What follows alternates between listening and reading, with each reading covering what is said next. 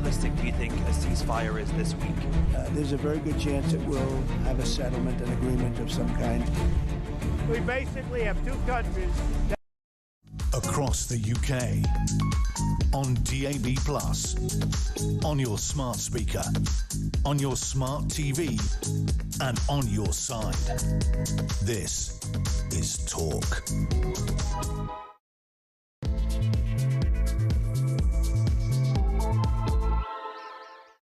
A very, very good morning to you. Welcome to the show. I'm Julia Hartley-Brewer. This is Talk. We are the home of common sense. You know that. You've been listening to Mike all morning. So much to talk about today. And whether you are listening on DAB Plus radio or on your smart speaker, watching on YouTube or on your connected device, it is absolutely fantastic to have your company today. Very much appreciate you joining us. Don't forget, if you miss anything on the show, you missed yesterday's show, want to catch up, you can always go to my YouTube page, the Julia Hartley-Brewer Show. Hit subscribe. You never have to miss a thing. Coming up in this hour, of course, as you already know, today marks 2 years since the October 7th attacks, when Hamas terrorists killed 1,200 Israelis, took 251 others hostage. 2 years on, 48 people remain in captivity, with only around 20 believed to still be alive. We're going to be talking to the mother of one hostage taken at the age of 18. I've got an 18-year-old. Imagine your child taken at the age of 18. She still doesn't know whether he's alive or dead. Just imagine that as a parent. Imagine that.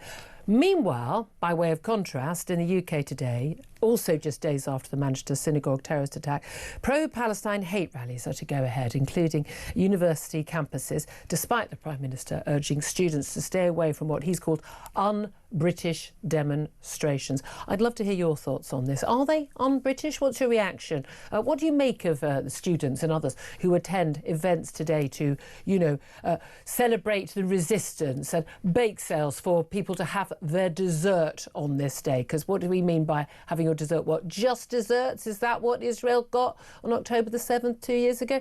I'd love to hear your reaction to that, because I'd like to know the face and the name of every single person who attends an event today, because I want to know who you are. I want to make sure that you have the consequences that you talk so much about for people like me when we express our honestly held views. You have the right to express your views. You have the right to show us what a hideous, horrible, immoral, ignorant, foolish, nasty little piece of work you are. But I also have the right to know who you are, to make sure I never have to socialise with you, I never have to give you a job, I never have to work alongside you, because you are basically betraying that what this is all about today isn't about little children, little babies being killed by IDF bombs in Gaza. No, you know perfectly well that what you're doing today is telling us the truth for the first time in 2 years. You just don't like Jews very much. And I, for one, appreciate and applaud your truth-telling, because it's really good that we know the truth. If you want to show us who you truly are, please do. And then we can tell you what we think of you. I'd love to hear your thoughts. Give us a call, 0344 499 1000. Text the word TALK in your message to 87222. Get in touch with us on X at Talk TV. Calls are charged at the national rate, and text costs one standard network rate. Message, of course, messages on X are entirely free. Meanwhile, we're also going to talk about Gary Neville, because he's still under fire for blaming angry middle-aged white men. I've got one of those in the studio right now, using the national flag to divide the country. That's what he claimed. But the former Manchester United captain and now Sky Sports pundit as basically under fire from even the construction workers on his own multi-million-pound construction site. Is he just one of those champagne socialist middle-class hypocrites? I think we can safely say he is. Plus, Shadow Justice Secretary Robert Jenrick is going to tell the Tory conference today that a Conservative government would remove activist judges in a crackdown on pro-migration bias. He's also under fire for making some comments, which The Guardian seems to think is a gotcha, about walking through Handsworth in Birmingham for 90 minutes, saying he'd not seen another white face, and criticising the lack of integration. But what did he say that was wrong? He was pointing out a fact. What's wrong with facts? Oh yeah, they're racist these days, aren't they? Well, we'll talk about all of that, as I say, with the angry the angry middle-aged white man who's joining me in the studio. A very good morning to you, Reform Councillor, as we now must call you, Russell Quirk. I am, and look, that sums him up rather well, doesn't it? Angry middle-aged white man. But there's a few of us, you know. I think angry middle-aged white men and women may be the solution to this country's problems. Well, no wonder we're angry.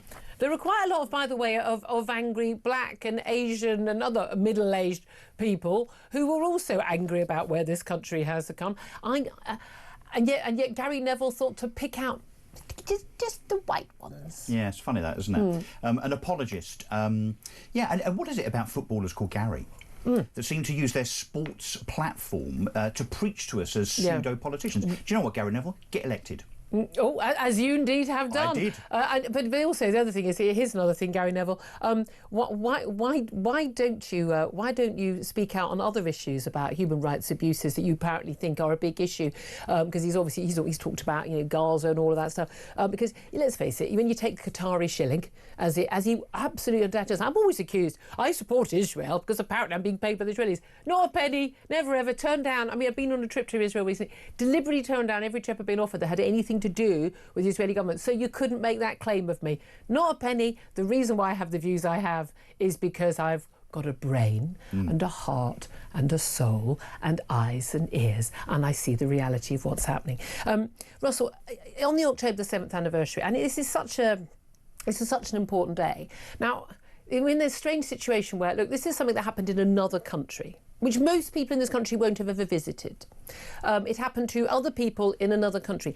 It sparked a war which has taken over our entire political debate and discussion in this country. It had impact on the last general election. 5 MPs effectively for Gaza elected last July 2024. It's constantly the matter of debate within our parliament, on our TV screens, on our radios. What should people do today, if anything, to mark the anniversary of thousands of Palestinian terrorists, Hamas terrorists, and civilians, by the way? There were thousands of civilians who crossed the border on October the 7th 2 years ago, who raped, mutilated, murdered, butchered, burnt alive in their homes as they held their children. 1,200 Israelis and other nationalities took 251 hostage, and at least 48 of them are still held, and we think probably 28 of those sadly already dead. What should people do, if anything, to mark today? So pay tribute, respect, think about what happened on October the 7th, that unprovoked attack on the Jewish people of Israel. If you can't show respect for fellow humankind, then say and do nothing. I am actually watching the Twitter feeds, of course, of Gary Neville and Gary Lineker as we speak, because I'm sure they'll be dropping something very, very soon, presumably this morning, to think about and pay respect for the Jews that were slaughtered and kidnapped on that day. I'll be waiting a long time, I guess, won't I? Because you're right, these people never ever fall on the right side. They fall on, from our point of view, the wrong side. Look, today is a day of respect. And, unfortunately, as we'll go on to, I'm sure, we're going to see lots and lots of protests that are purposely timed to, and I use big inverted commas here, celebrate October the 7th. And whilst that is disgraceful and disgusting and abhorrent, and I think your monologue was brilliant at the beginning insofar as calling out those people, identifying who those people are. Yes, indeed, because I want to know if I'm living next door to one, if I'm working alongside of one. Freedom of speech has consequences, doesn't it? They keep telling us. And so it should. Yeah. And so it should, but for everybody. But you say some of these events, they say they're to honour our martyrs, to celebrate 2 years of resistance. There just seem to be an awful lot of people in this country, but particularly a lot of young, those angry, what should we say, not middle-aged, but angry young white men and women who are utterly ignorant of the facts. Huge swathes of this country, particularly young people, but also, as we know, like 3/4 of Muslims in this country, according to polling by the Henry Jackson Society last year, think that people, Israelis were not raped and murdered on October the 7th 2 years ago. I mean, the reason why we know it happened, guys, it's not because of IDF propaganda. It's people like me talking about it all the time. And the videos. It's because Hamas filmed it themselves. They literally filmed it and put it on social media. Some of the terrorists actually filmed the terrorism, filmed the brutality, filmed the actual murders and abductions themselves, and sent them on social media to the families of the people who were their victims. They weren't shy about it. They were proud of it. It was celebrated on the day by many, still being apparently celebrated now. If you think those people are martyrs, and if you think that what has happened in the war in Gaza since then is a resistance, I always say to people, what do you think would have been an appropriate response from any government to that happening to their people? What do you think we in Britain would have done? What would France have done? What would America have done? What would any self-respecting democracy that cares about its people have done after that atrocity? And I'm telling you, a lot more people would have died than been killed by the IDF. And people, they trot out this 65,000. I mean, there's a 680,000 figure that's just bandied around. I mean, let's say 4 million people have died in Gaza. There are 2.5 million people there, but let's claim 4 million because we're just making up numbers now, right? But of those 65,000, the number put out by Hamas, the terrorist group who provoked this war, about 23 to 25,000 of those are Hamas fighters. Shall we not count those as victims? I think not. About 5,000 are people who have died of natural causes. Let's not count those, not victims of the war. There are also, I think, 3,000 to 5,000 who are believed to be victims of Hamas themselves, misfired rockets and the like.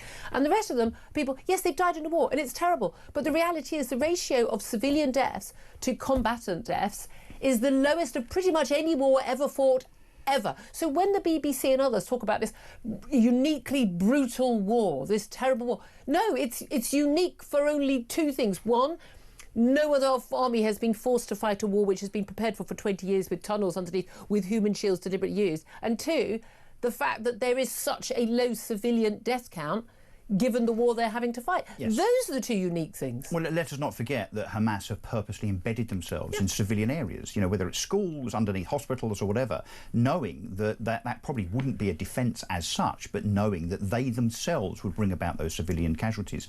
What is any different to what the Israelis have done in defending themselves, and it is a defence, by the way, to what we did in 1939? Yeah. When we bombed Dresden, horrifying as that was, we did it in retaliation. We did it for the protection of the West and freedom and democracy. We're not now talking about how outrageous that act was. It wasn't a genocide. No, it was war. And guess who started the war? Hamas. Yeah, it still defies belief to me today that anyone can think that there are two sides on this. You can care about innocent civilians, particularly children. They didn't bring this on themselves. The children in Gaza dying, I do. But if you are protesting about that and uniquely criticising Israel, but you're not ever, raised a flag or written a tweet or whatever because you think you're doing something useful about children in Sudan or Yemen or the Uyghur people in China or in any other of the numerous atrocities that are taking place, mass starvation going on in Sudan right now. Oh, so who's talking? Where's the flotilla for Sudan? Yeah, where is the flotilla? I mean, it's just absurd that these people are claiming any sort of moral authority. I mean, and then you get, this silly bint in North London going around on cutting down the yellow ribbons, talking about, you're defending genocide. And we've got a video. Have we got to play that video? This woman in North London. This just defies belief. Have a quick look and watch and listen to this. I never understand these people who video people. What's your name? What's your name? Feel so proud of yourself. What's your name? You're not going to do this. Not going to do what? I'm not committing a crime. Yes, you are. You're doing something that is... Then call the police. You call the police and you let them know that you have an issue with this. You disgusting little human being. You're disgusting. I think condoning genocide is disgusting.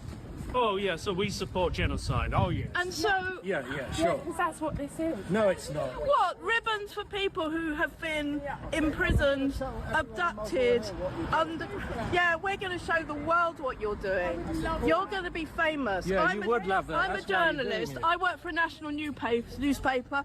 This is going straight to the Daily Telegraph. Yeah, so if you weren't watching, you can see there's a woman who's just got... Who walks around with a big pair of scissors, by the way? I would just happen to have a big pair of scissors with me. And she's cutting down all these yellow ribbons. Now, this is a very Jewish area, and people have hung ribbons for the hostages who were taken and all for the lives lost. This is a symbol. I'm wearing a yellow ribbon badge right now, bought in Hostel Square in Tel Aviv, after, the most harrowing day, talking to the families of who've either got hostages still held or those who lost their loved ones. It was just absolutely the most heartbreaking day I've ever had in my entire life. And the idea that the ribbons for dead people and hostages is in a way supporting genocide in Gaza. I mean, this is terrifying that there are people in this country who think this. This is nothing but Holocaust denial. It is. That's what it is. And it's also supersized, would you like fries with that anti-Semitism? That's exactly what this is. And it's not much of a stretch for our two-tier police force, surely, to look upon what that girl's just done in terms of cutting those ribbons down. Forget the kind of humane, moral angle. That's anti-Semitism. That's racism. That's exactly what we've just seen and heard there. I mean, I absolutely see it as that, I have to say. It really is quite extraordinary. What do you make of the Prime Minister saying to people, don't take part in un-British October 7th protests? You wouldn't want these protests banned, would you? No, I wouldn't. And look, we're halfway down that slippery slope. We've heard, of course, from the Home Secretary, Shabana Mahmood, that there are now going to be more powers, of course, to curtail protests. Well, we know which way that's going, don't we, in terms of, ordinary British patriots. This is the worry, isn't it? Because the main thing is, we were discussing this on the show an awful lot yesterday, because it's still in the news today, this idea that, OK, let's have rules for banning protests. We already do. There are powers to ban protests if they are, breaking the law. And, if the number of arrests we're seeing, that they could go in and they could arrest the people who are carrying the swastikas and things like that. They do a little bit of it and they film a little bit of it. But largely, these people go untackled and occasionally they're arrested afterwards. But the mass law-breaking and blatant racism on the streets, it would not be permitted by any other group. Yeah, no, or directed at any other group. No. Well, we know it's worse than that, don't we? We know that those people that are committing offences at these protests, in terms of the anti-Semites, effectively, that are calling for, river to the sea, intifada and so on, they are, if they're arrested, they are probably taken around the corner and kind of let out the van. And of course, if you drop your phone and look like, as a middle-aged, middle-class, white, patriotic protester, that you're therefore causing trouble, you could end up doing 12 months inside. Yeah. A slippery slope. I don't think these protests should be banned. I do think the police should be very, very tough and disciplined. But we should absolutely judge every single one of it. And I think we need to hold these people to account in a way that, as we know, anyone carrying a Union Jack is held to account. And we mentioned Gary Neville a little bit, and I'm sure we'll come back to him. But let's talk about Tory Party conference. Chris Philp, the Shadow Home Secretary, was on the show yesterday. He's on stage right now. A little bit later, Robert Jenner, the Shadow Justice Secretary, said Chris Philp has declared Labour's clearest failure was on borders, saying their weak gimmicks have not worked. He said his government, Keir Starmer's government structured lawyers to argue that the rights of illegal immigrants were more important than the rights of people in places like Epping. It's disgusting. He says, I'm here to say border control is not racist. Standing up for rape gang victims is not far right. And if Keir Starmer won't stand up for Britain, then this Conservative Party will.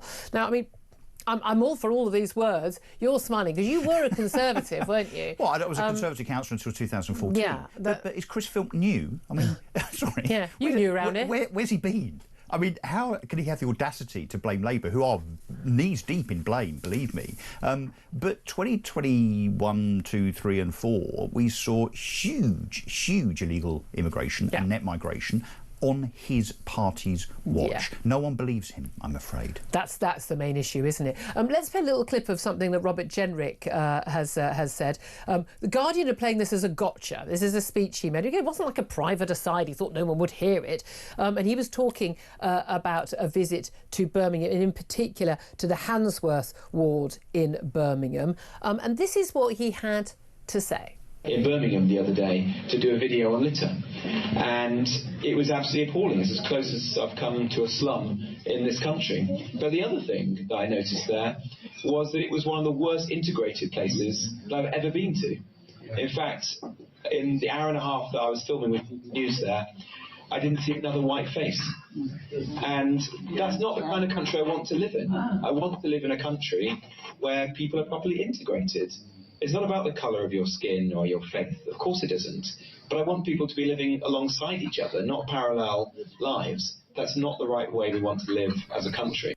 And of course, this has been by The Guardian, of course, BBC interviews with Kemi Badenoch and with Robert Jenrick this morning. Oh, this is clearly a terrible thing to have noticed, to have spoken out loud. Now, I've looked up the stats for Handsworth. I mean, it's basically a very deprived ward. It is 91% non-white, 60% Asian, 22% black. A large proportion of people there are born overseas. 37% have English as a second language, and 16% can't speak English at all or at all well. It's a Muslim majority, largely Indian, Pakistan, Bangladeshi population. I mean, What he was saying was very clear, wasn't it, Russell Quirk, that, this isn't integration. When we talk about having a multicultural, multi-ethnic society, what we mean, I don't want a multicultural society. One culture, British. There you are, end of. Don't like it, don't have to live here. Plenty of other places with different cultures. I don't want you to bring Bangladeshi culture here. I don't want you to bring Canadian culture here. I want British culture here. It's Britain. I don't think there's anything controversial about that. But when people talk about being multi-ethnic, no, but like large parts of London as well, they're not multi-ethnic. You've got Black people live in Hackney, and Bangladeshi people live in Tower Hamlets, and Turkish people live here or there. But people aren't mixing. And it's a fair point that we live in a 85-90% white majority country, and here is a ward where 91% of people are not white. And he's not saying, he specifically says, it's not about the colour of the skin, it's about the fact that people aren't integrating and people are living in silos. Now, if a left-wing person like Louise Casey or someone says this, it's absolutely fine. But David Cameron was saying this years ago. Loads of people have been saying this. Trevor Phillips, who now at Sky but used to talk sense, he's been saying all this stuff. No, but when a Tory says it, it must be racist. Well, first of all, let's be clear. What Robert Jenrick said is just a matter of fact. Yeah. Are we still allowed to state facts? Not usually. Not really, no. That particular avenue of pleasure is rapidly being taken away from us. But his point was not about not enough white faces. He's not saying, where's all the white people? They should be here. He's talking specifically about the context of integration and multiculturalism, and not... and be careful how I word this, but I'm just going to say it, the ghettoisation of parts of Britain. That's what it is. Yes, and I heard someone on the left recently saying, well, it's for naturalised British people that were born here, white people, to integrate with the... No, they came here. If I go to Dubai, I can't walk up to, Mohammed's palace and say, I'm here, what are you going to do to integrate with me? That's just from not, a Dubai that's just culture not perspective? how things work. It is utter, people should be welcoming, absolutely. But again, if you want to integrate, here's an idea, you need to be able to speak the language. And I feel the same way about British people living on the Costa del Sol and not bothering to learn Spanish. Me too. I'm sorry, I feel exactly the same way about that. I've got family members who live in France for half the year, married to a French woman. There's a reason why they live there. And they don't expect people to speak English to them. It's just absurd. They just don't. I know. They don't expect translation services at the hospital. Yep. It's really that simple. it is utterly bizarre. It's the fact that The Guardian think that's a gotcha. Now, here's the thing. I think 3 or 4 years ago, it might have been. And then everyone would be a bit embarrassed. Okay, well, but you and I and our sensible audience would go, well, what's wrong with that? Yeah. I don't think that The Guardian and the BBC and Sky News and ITV and the Labour Party, I don't think they get that things have changed. We're done. People are not going to be embarrassed about stating facts, stating opinions, about flying their flag, about talking up British culture and saying, no, if you want to be here, these are the rules. I think people are done with pussyfooting around and apologising and pretending that they think that their culture and our history and our background and our language and things aren't important. No, I think the world has changed now. I think there has just been a tipping point, and now that stuff, that dog whistle stuff by The Guardian, that doesn't work anymore. I agree. I think there's been huge overreach by the left in terms of these silly labels. People in Reform, I was out campaigning recently with people driving past shouting out of windows, fascist, racist. We just laugh. Because it doesn't work anymore. It's pathetic. But you're right. The wider public, it's not sticking with either. It's the kind of the boy that cried wolf kind of stuff politically, isn't it? Absolutely. There's so much to talk about. Lots of calls on the board. I'll get to as many calls as I can. I particularly want to hear from your thoughts about the Prime Minister calling on students and others not to take part in what he called un-British protests, marking today's anniversary, the October the 7th Hamas massacre. Given that they couldn't stop, apparently chose not to stop that march on Saturday, and indeed protest. But can protest outside Whitehall, outside the Prime Minister's own home, on the same day that 2 Jews were massacred in an Islamist extremist attack on a synagogue in Manchester. This pleading with people. Would you mind not being anti-Semitic, nasty, hate-filled, Hamas terrorists supporting racists? Would you mind awfully not doing that? My God, it's a good thing these people don't write a little hurty tweet, because the coppers would be round there straight away, wouldn't they? But I want to know from you, should they be banned? Are we beyond that? We don't want them banned. Do we want to know who these people are? Should the Prime Minister be pleading for this? And what do you make of the people who want to go on this march? If you genuinely think that it's perfectly appropriate for someone to do one of these events today, please call in. I would love to find out why you think that's okay. Give us a call. 0344 499 1000. This is Talk.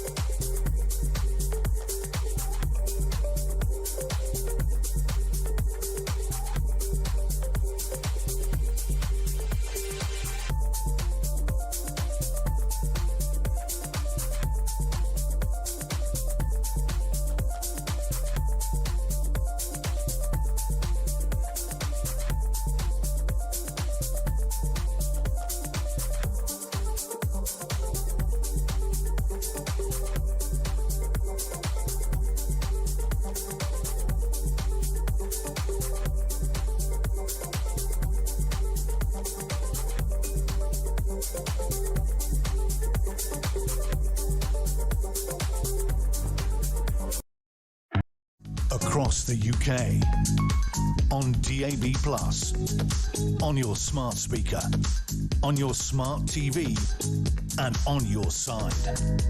This is Talk. This is Talk, the Home of Common Sense, for me, Julia Hartley-Brewer. Let's get straight to your calls, and after that we're going to talk to Trevor Kavanagh from The Sun. Maria is in Hampshire, wants to have her say. 0344 499 1000. Maria, what do you want to talk about?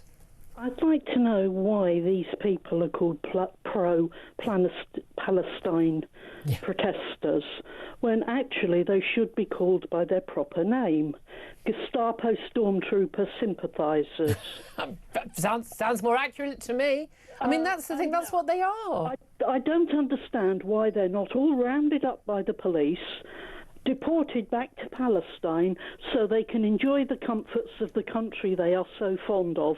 Well, A, most of them are British, and B, there is no such country called Palestine. Well, I mean, I do have to keep reminding people of this. I know that, but, you know, I'm sure Hamas wouldn't mind a few volunteers.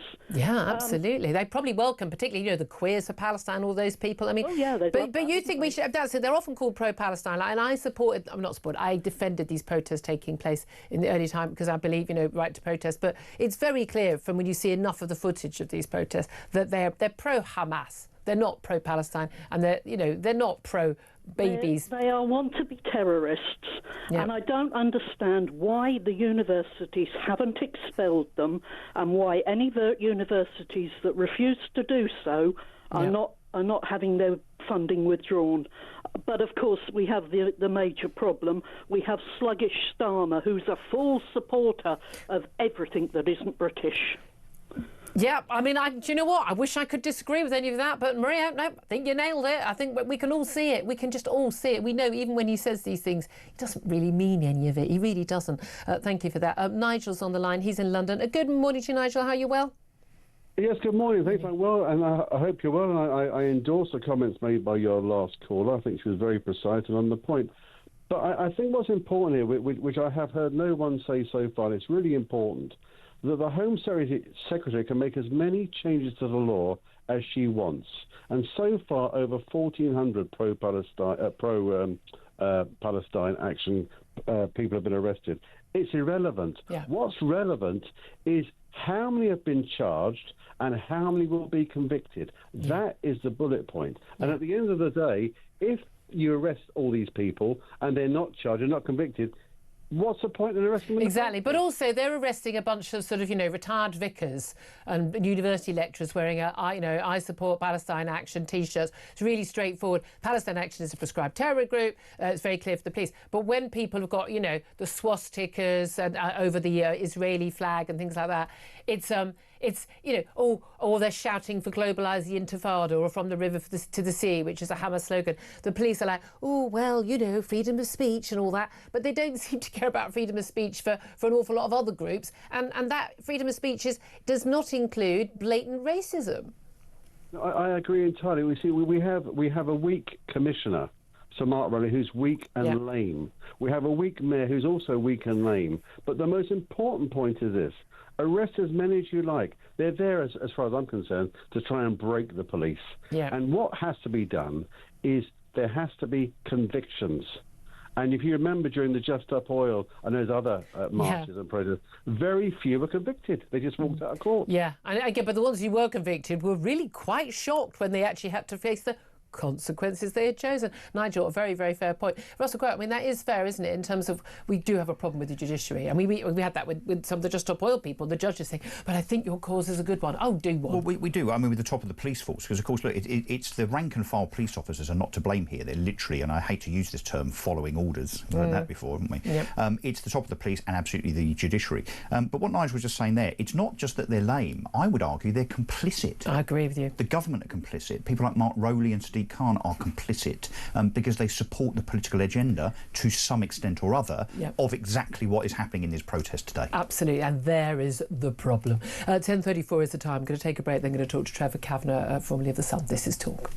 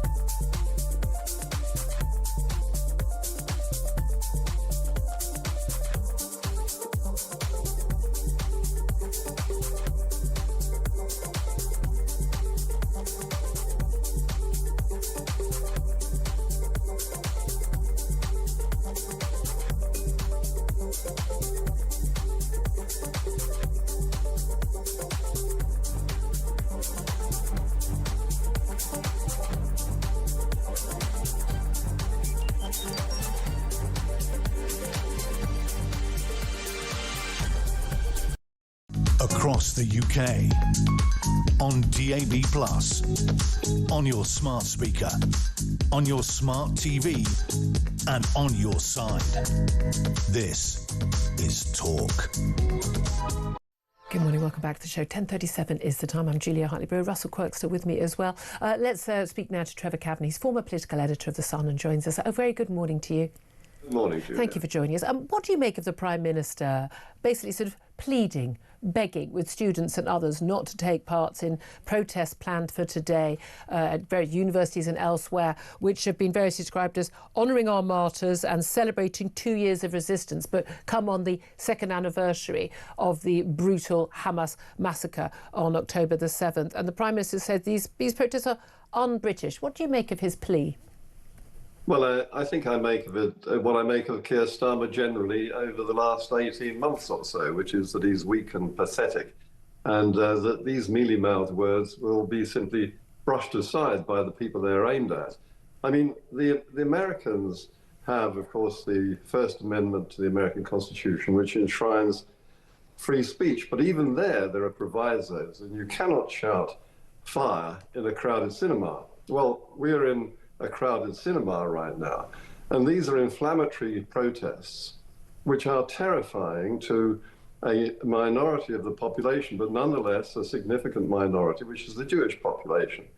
And after the murder of worshippers at the synagogue in Manchester, the reality of that threat, the reality of crying fire in a crowded theatre, is manifestly clear to all of us. It's a potential running disaster. It is quite sort of bewildering that people would think it was appropriate. And I was saying earlier, you know, the display of just ignorance and immorality and it's just quite shocking. A lot of people think, again, this is foreign. This is stuff that's happening in another country. It's not, but it actually tells us quite a lot about ourselves, doesn't it? It tells us about the people who we walk amongst and have to sit next to on the tube on the way home from work, you know, with their cafes on and they think virtue signalling as they support a terrorist group. But also it tells us a lot about our own politics, because this is massively impacting decisions made on our foreign policy and indeed our home policy by this government. And it is a commentary on the makeup of the fabric of our society in 21st century Britain, because Keir Starmer has called for and endorsed a free Palestine. Well, he has imported and presided over one being created here on our doorstep. And in London, it is so manifestly clear that we have a very strongly worded view about what's happening in Israel. And they have hijacked various words in the process with complete negligence of their actual meaning. The word genocide was defined in 1944 after enormously careful deliberation by the people who looked at the Holocaust afterwards and worked out what exactly had happened. And genocide means, very precisely, the systematic destruction of a people, a race, in this case, the Jews. It doesn't mean the dislocation of countries and civilians in the process of fighting a war. Otherwise, every country, including Britain, that's ever fought a war, would be committing genocide. That is true. And in fact, if they were prepared to look at the facts on the ground, these protesters would realise that, in fact, the Israeli army go to some considerable lengths to try not to kill civilians. And this has been well verified by independent observers and senior military figures who've been on, watching the command and control going on. I mean, this thing, so much of this is based on absolute ignorance. Again, if you only watch the BBC, genuinely, you would have no idea what's really going on. You'd have not a single fact at your place. What do you make of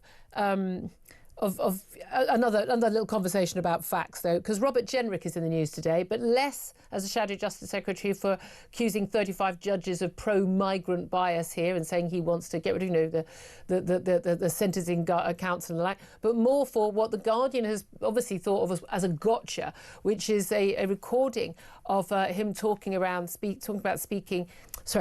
about walking around in Birmingham, particularly in the Handsworth ward, one of the most deprived wards in Birmingham, where there is a 90+% percentage of people who are non-white, a large number of people who don't speak English as a first language or at all, or are from overseas.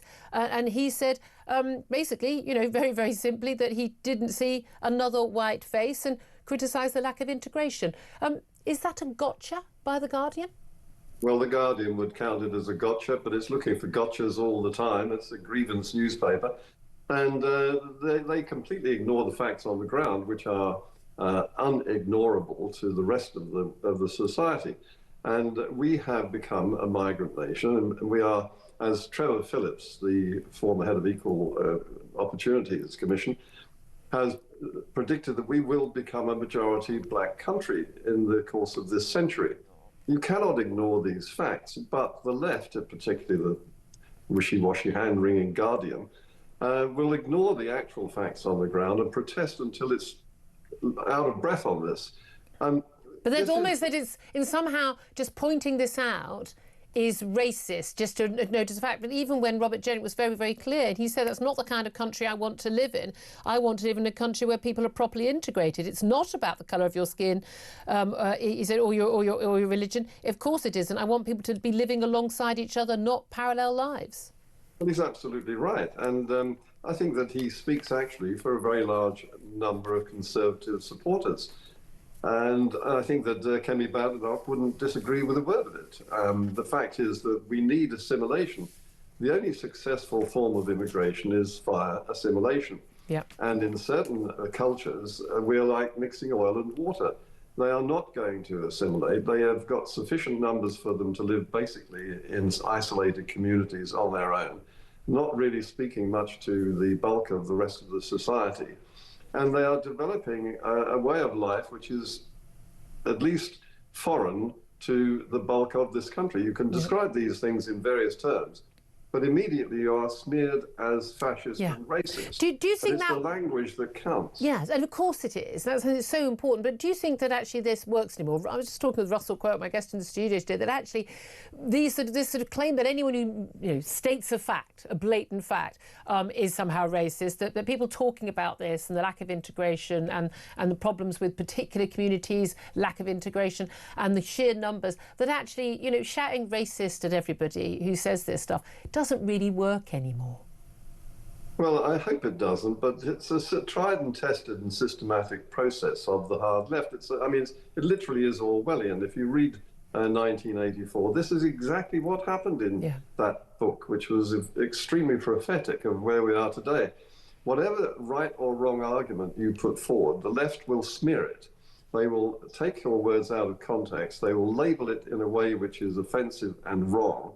And somehow or other that takes off. And they've managed to gag debate on this absolutely vital issue for the last 25 years.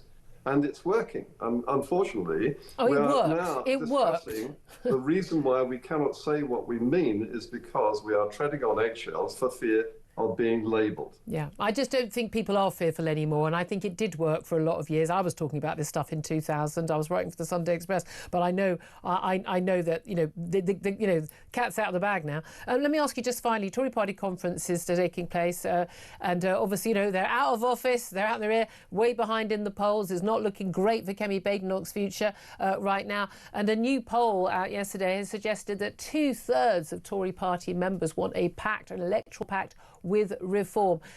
Would you support that? Do you think that is something that would benefit either or both parties, or do you think that would be a big mistake? It's very difficult to say now.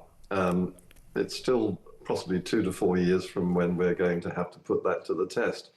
If we are in the same position as we are now in that period, then yes, I think that some sort of coalition, if only to get rid of this horrific government.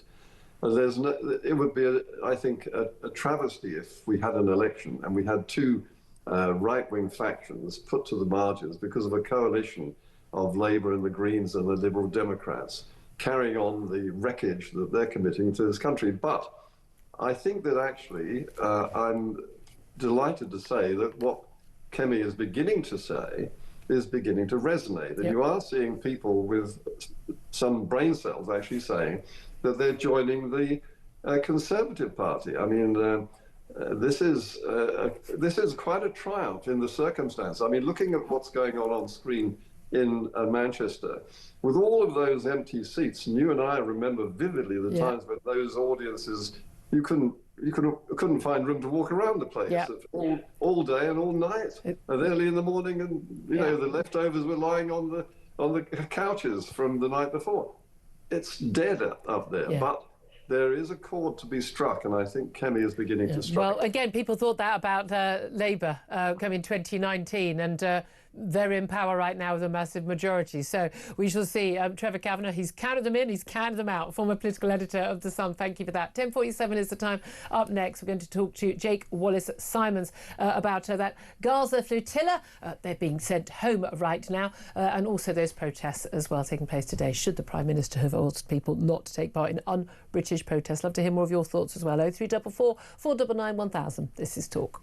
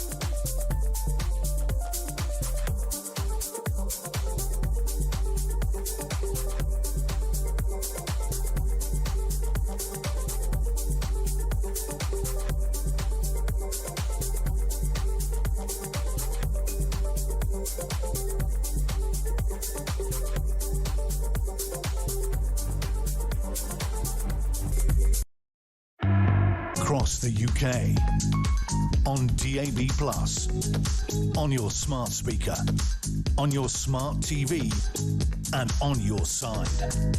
This is Talk.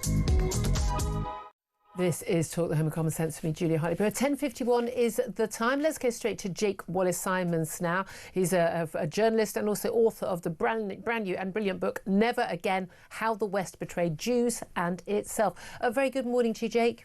Good morning. Thank you very much indeed for joining us. Well, I have to say, I mean, you know, we had you on last week to talk about your new book and how prescient that was, given the horrific attack we saw on Thursday on the Manchester mosque. And again, this is, you know, when they talk about globalising the Intifada, oh, this is literally what they mean. They mean, you know, stabbing people to death in a mosque in one of our British cities. What do you make of the extraordinary protests we've seen, demonstrations since that mosque attack, and also the stuff planned for today, which we are being told by the Prime Minister is un-British, particularly at universities? What do you make of those in response to not just that Manchester attack, but also this extraordinary anniversary today on October the 7th? It feels to me as if it's a rerun of the experience of October the 7th in a way, because after October the 7th, if you recall, there were those protests. Well, I say protests. They weren't protests. They were celebrations of those atrocities on the day itself and on October the 8th. While in people were London. still being killed and raped. Exactly. People were celebrating. They weren't protesting. They were celebrating those atrocities in Britain, in London and across the West. And lo and behold, a couple of years later, after the Jewish community and our sensible friends have been saying, look, they're saying they want to kill us, they're saying they hate us, they're saying they want to carry out violence, they're saying they want to do an intifada, do something about it, totally ignored. 2 years later, lo and behold, that depravity happened in Manchester. And lo and behold, again, they're celebrating it on the day itself, on the following day, and on October the 7th, they're celebrating both the atrocities of 2 years ago and the atrocities in Manchester. It feels like October the 7th has come here to British shores. Yeah. It's something we've been warning about for years. For years, we've been ignored. We've seen atrocities there carried out by Hamas, part of the Muslim Brotherhood. The Muslim Brotherhood are active here in Britain. It's the same enemy. It's only a matter of time.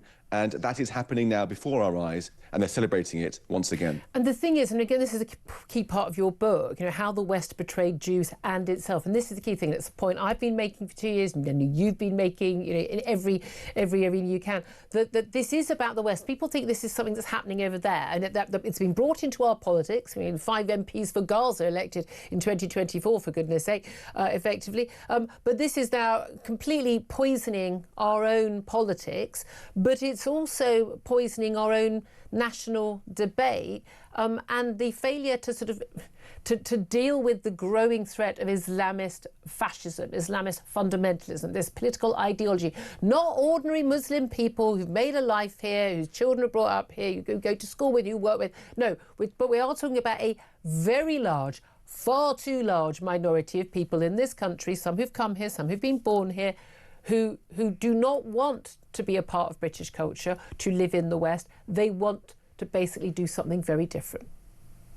Yes, and the worst thing is that we've been brainwashed over the last 2 years. If you go back to October the 7th, 2023, most people realised that the problem was jihadism, that Israel was a liberal democracy that had withdrawn from Gaza in 2025, facing a jihadi enemy, the same as Islamic State, the same as Al-Qaeda, the same as the people who've killed us on the streets of Manchester and elsewhere. But fast forward over 2 years of propaganda, and Hamas has got us to think that actually Israel is the problem, not jihadism. It's managed to turn the tables through only showing us pictures of civilian casualties and all the rest of it. It's brainwashed us. And the Prime Minister, the week before the Manchester attacks, gave that brainwashing the seal of approval when he recognised a state of Palestine without asking for the hostages to be released first, suggesting or giving credence to the idea that actually Israel is the problem, not jihadism. That's what we have now come to believe. And the worst thing about it is that we have joined them in brainwashing ourselves. The elites, the leftists, the Western activists on the streets have joined Hamas in that effort to persuade the public that they're not the problem after all. The problem actually is Israel and ourselves. We are doing this to ourselves. We are heralding that violence, not just into Israel, but onto our own streets, as we saw in Manchester.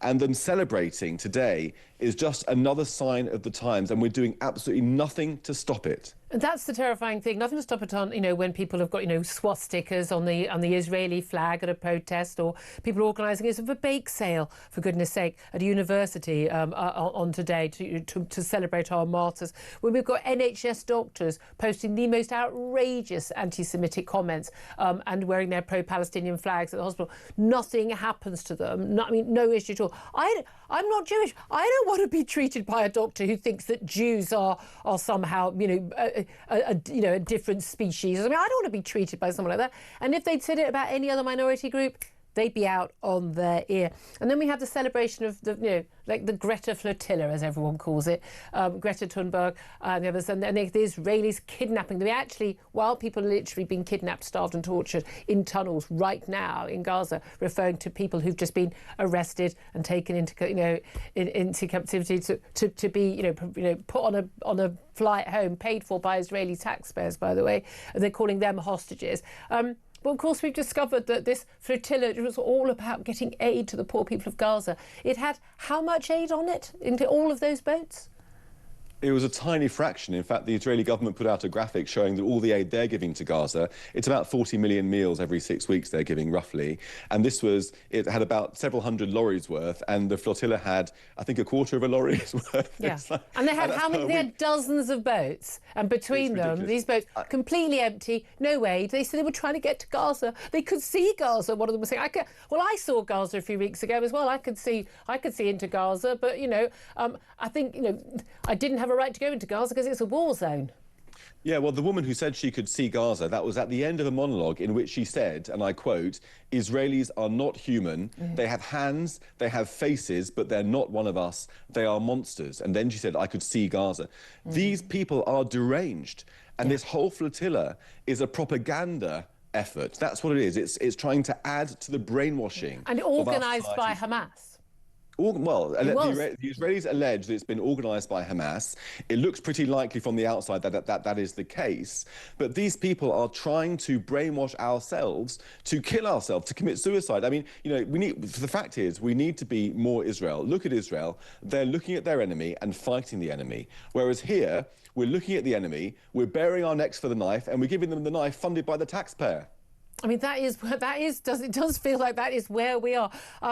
I wish we had longer because, there's so much more to talk about here, and I know you'll be back on the show again. I so appreciate that. Jake Wallace-Simons, author of Never Again, How the West Betrayed Jews in Itself. Russell Kirk, the Reform Council, listening to that. I mean, this is the truth. And Jake's been talking about this, Douglas Murray and others since, word go, that this is the thing, that we are just, in this country, we are walking ourselves into a disaster. I'll take you and I back 2 years on your show. I think it was the 8th of October 2023. You and I both rehearsed It would have been the 9th, on the Monday, yeah. On the 9th, sorry. And we both said Israel would be made to look like the bad guy.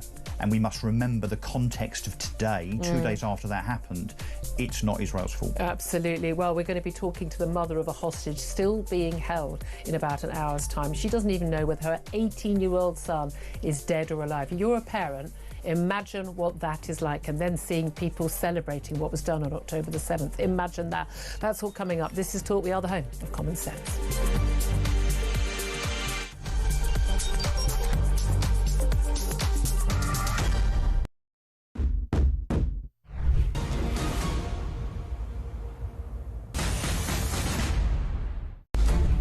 How realistic do you think a ceasefire is this week? There's a very good chance it will have a settlement, an agreement of some kind. We basically have two countries that... Across the UK, on DAB+, on your smart speaker, on your smart TV, and on your side. This is Talk.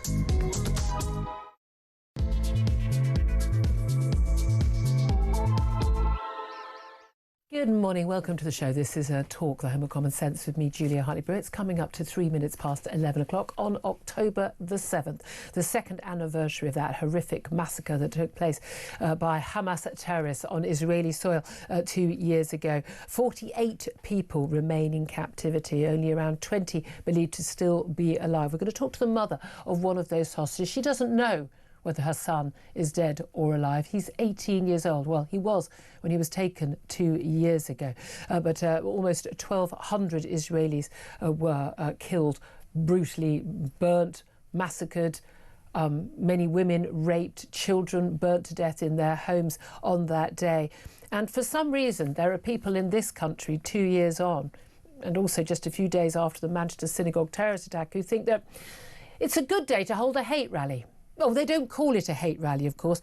They want to celebrate what they would call honouring their martyrs and the resistance to Israel. But really, they are just hate rallies going ahead on university campuses and elsewhere, despite the Prime Minister urging students and others to stay away from what he has called un-British demonstrations. Meanwhile, the Shadow Justice Secretary Robert Jenrick is under fire from the usual suspects, The Guardian and others, after he made comments about Handsworth in Birmingham. He walked around the ward for 90 minutes and said he'd not seen another white face. He criticised the lack of integration. No issue with the colour or the faith of anyone there, but pointing out that this is not people living alongside each other. This is people living in parallel lives, and that's not the right way to live as a country. Apparently, that's not a good thing to say. which is strange because I thought that what he said was entirely factual and sensible. I'd love to hear your thoughts on that. Plus, we're going to be talking about mobile phone thefts, very close to the heart of one Mike Graham, who had his phone snatched from him earlier this year. But police have dismantled a gang behind nearly half, they believe, of Britain's stolen mobile phones. Scotland Yard called it the world's biggest counter-phone theft operation. 300 officers raided 28 London homes overnight, arresting pickpockets and robbers linked to a wave of street snatch thefts. It is absolutely extraordinary how few people actually are involved in so many crimes. It's almost like if the police did their job, they might have found this sooner, eh? Anyway, so much to talk about. I'd love to hear your thoughts on everything we're talking about, but in particular, these various events going on. Un-British, these protests is what the Prime Minister has called them. He's calling on students and others, particularly at university campuses, not to take part in these protests on the anniversary of the October the 7th Hamas massacre. What's your reaction to that? 0344 499 1000. You can text the word talk in your message to 87222. Get in touch with us on X at Talk TV. Calls are charged at the national rate. Text costs £1. Standard network rate message. Joining me today for our conversation is Reform Councillor Russell Quirk. I have to say that bit now. A regular here on Talk. You'll know him very well. Well, I'm glad you're saying it. I'm proud of it. I'm fascinated. Well, exactly. I mean, you were a Tory councillor many years back. You defected to Reform. Interestingly, before we go to other stories, 20 Tory councillors have defected to Reform today. It's just been announced. There's thousands of press releases coming out of Reform today during the Tory Party conference. And interesting, a poll showing that 2 in 3 Tory Party members want a pact with Reform in the next election. Where do you stand on all of that? So 20 is just a drop in the ocean, isn't it? I mean, it's good timing. I mean, it doesn't say much for Kemi Badenoch and Chris Philp's speeches, does it? That 20 dyed-in-the-wool card-carrying members of the Conservative Party immediately resign and come over to Reform. Obviously, come on, they'd have been planning to do it for a while. No, I'm sure it was very spontaneous, Julia. Where do I stand on the pact? Absolutely not. I would think it would hurt the Tories and hurt Reform. Well, it would hurt Reform because we don't want loads and loads of particularly wet Tories that are responsible. The third of the party that's Lib Dem, basically. Well, if not more than that. The Cleverleys and the Bucklands and the Greaves of this world. Yes, who of course have already come out in deference to Kemi Badenoch to say that they don't want to leave the ECHR. I mean, how do you square that circle, Kemi? That's a bit of a problem. She said they can't stand as an MP. They can't. But they're still influential. They're still on the media and so on. So look, should there be a pact? No, Reform doesn't need to do a pact with the Tories. They're way ahead in the polls. The Tories are dead. The Tories are dead. And you know what? Do you think, though? No, come on. Do you think, though, after an election, if we have got, Labour and the Lib Dems and the Greens and everything looking at a pact, that Reform would absolutely go into a pact with the Tories? What you're saying? If the Tories became kingmaker? If it became, yes. I seriously, genuinely can look you in the eye and say that's not going to happen.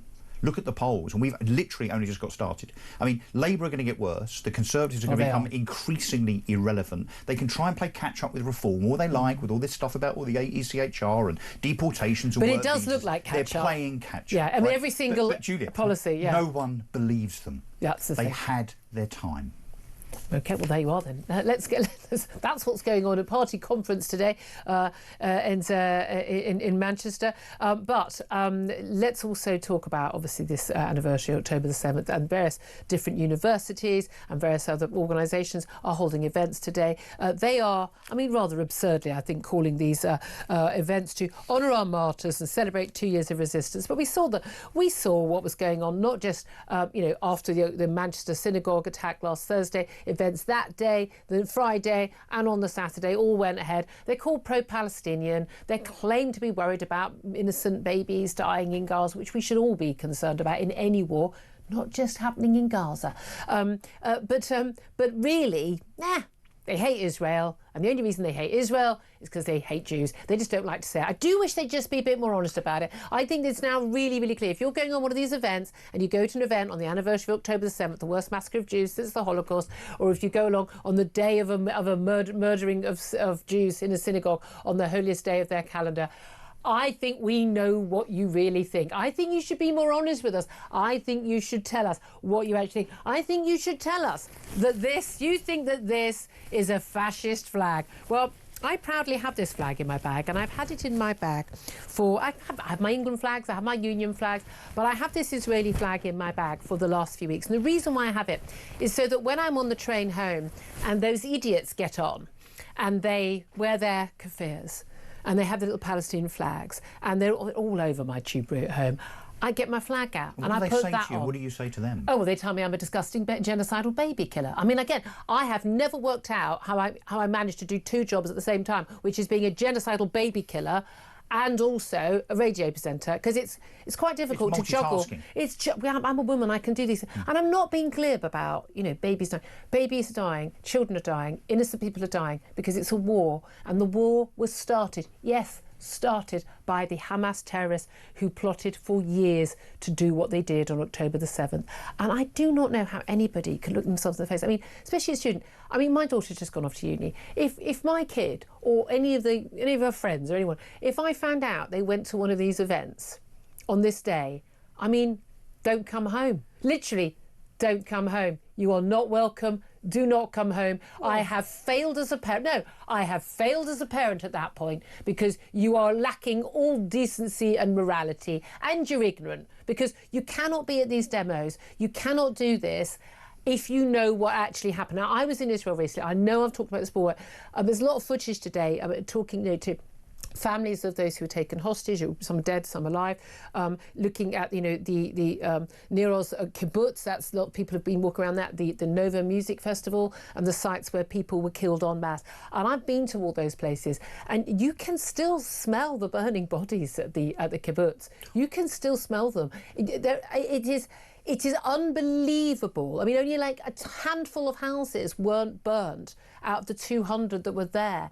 The number of people, the children, children's tricycles outside their homes where they were burnt alive.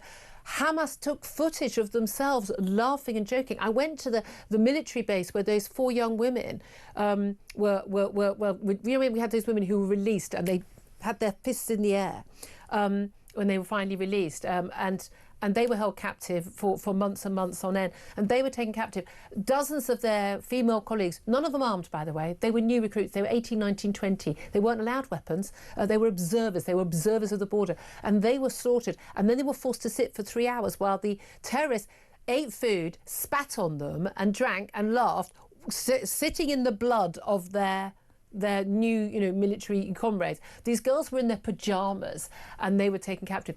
I've been in that room, and I've been with their friends who survived that attack. I mean, once you have done that, once you know the reality of the awfulness, just the sheer animalistic awfulness of what happened on that day, the idea that you could go on a sodding Honour Our Martyrs 2 years of resistance march today shows that you just don't have any humanity at all. Is it any different?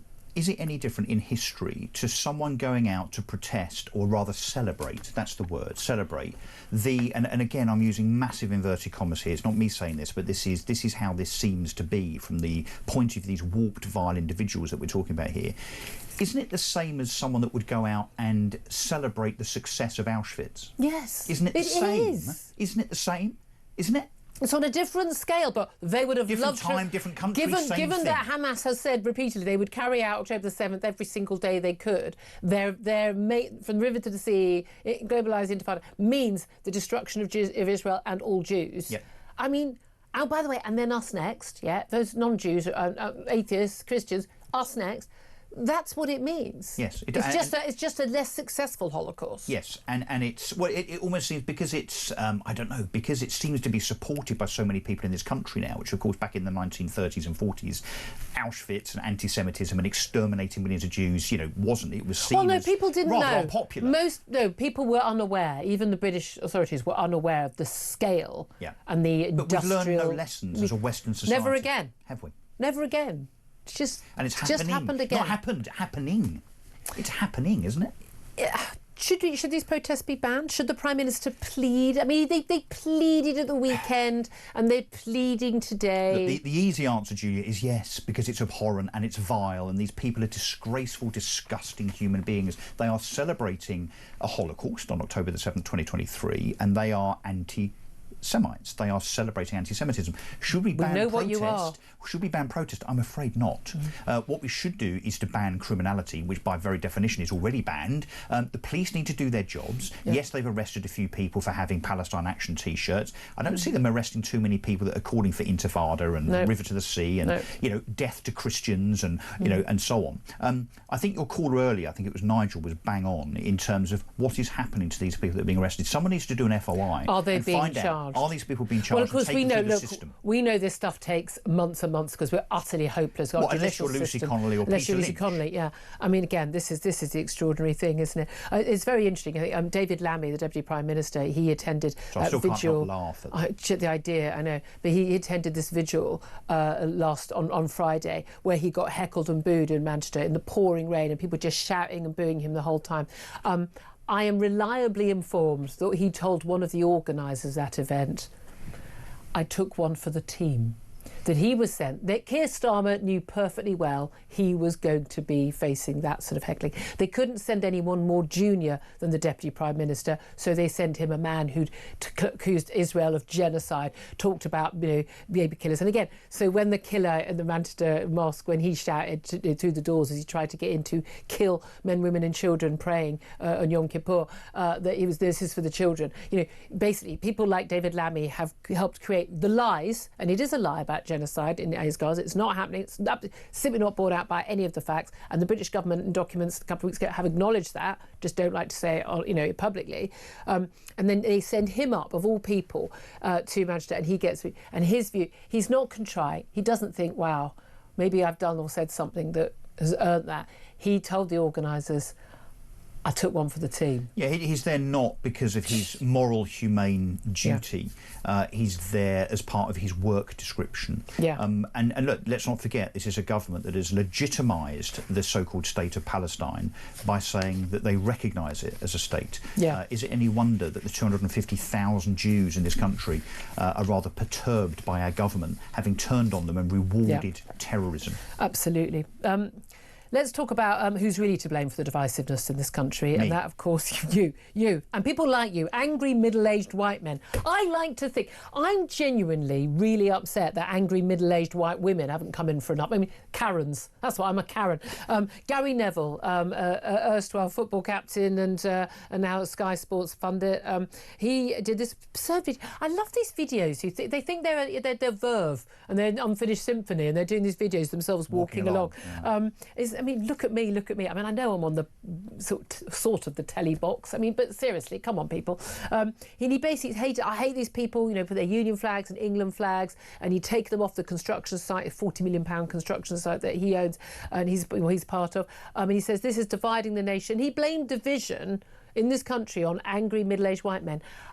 I'm so grateful for angry middle-aged white men who are standing up, and angry middle-aged white women who are standing up for this country. But it's also black and Asian angry middle-aged men and women who are also saying enough is enough. We're not putting up with it anymore. The divisiveness has not come from those people. Why does he say this? I mean, is he just he's just another football pundit called Gary who doesn't know what he's talking about? Or is he actually rather more sinister than that? No, he's a thick footballer, isn't he? Let's be clear. I don't think he's thick. Well, no, he's not I think thick. He is. No, I think he's thick on the basis that he sees it through that lens that somehow, but don't forget, he's talking about the context of the murders in that Manchester synagogue. Yeah. I mean, so of course I think he's completely thick if he thinks that somehow someone like me, that he's worried about the direction of travel of this once great country of ours, that I'm somehow, because I call it out, particularly those of us that now are doing something about it by way of standing for election, that I'm complicit and an enabler of such things. I would suggest that the enablers are those that are blowing up buses, stabbing people and being terrorists, frankly. And also the other enablers are the people who say don't talk about grooming gangs because we want to have a more community cohesion. I suggest that,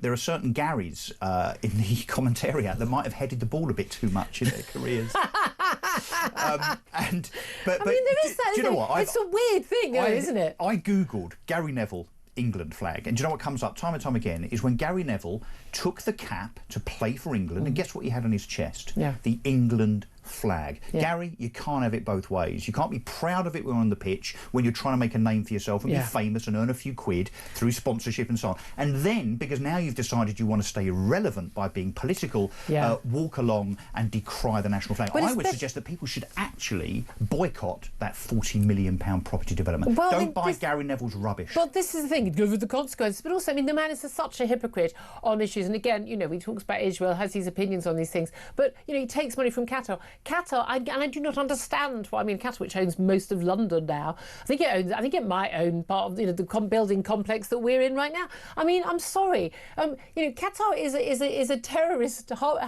state.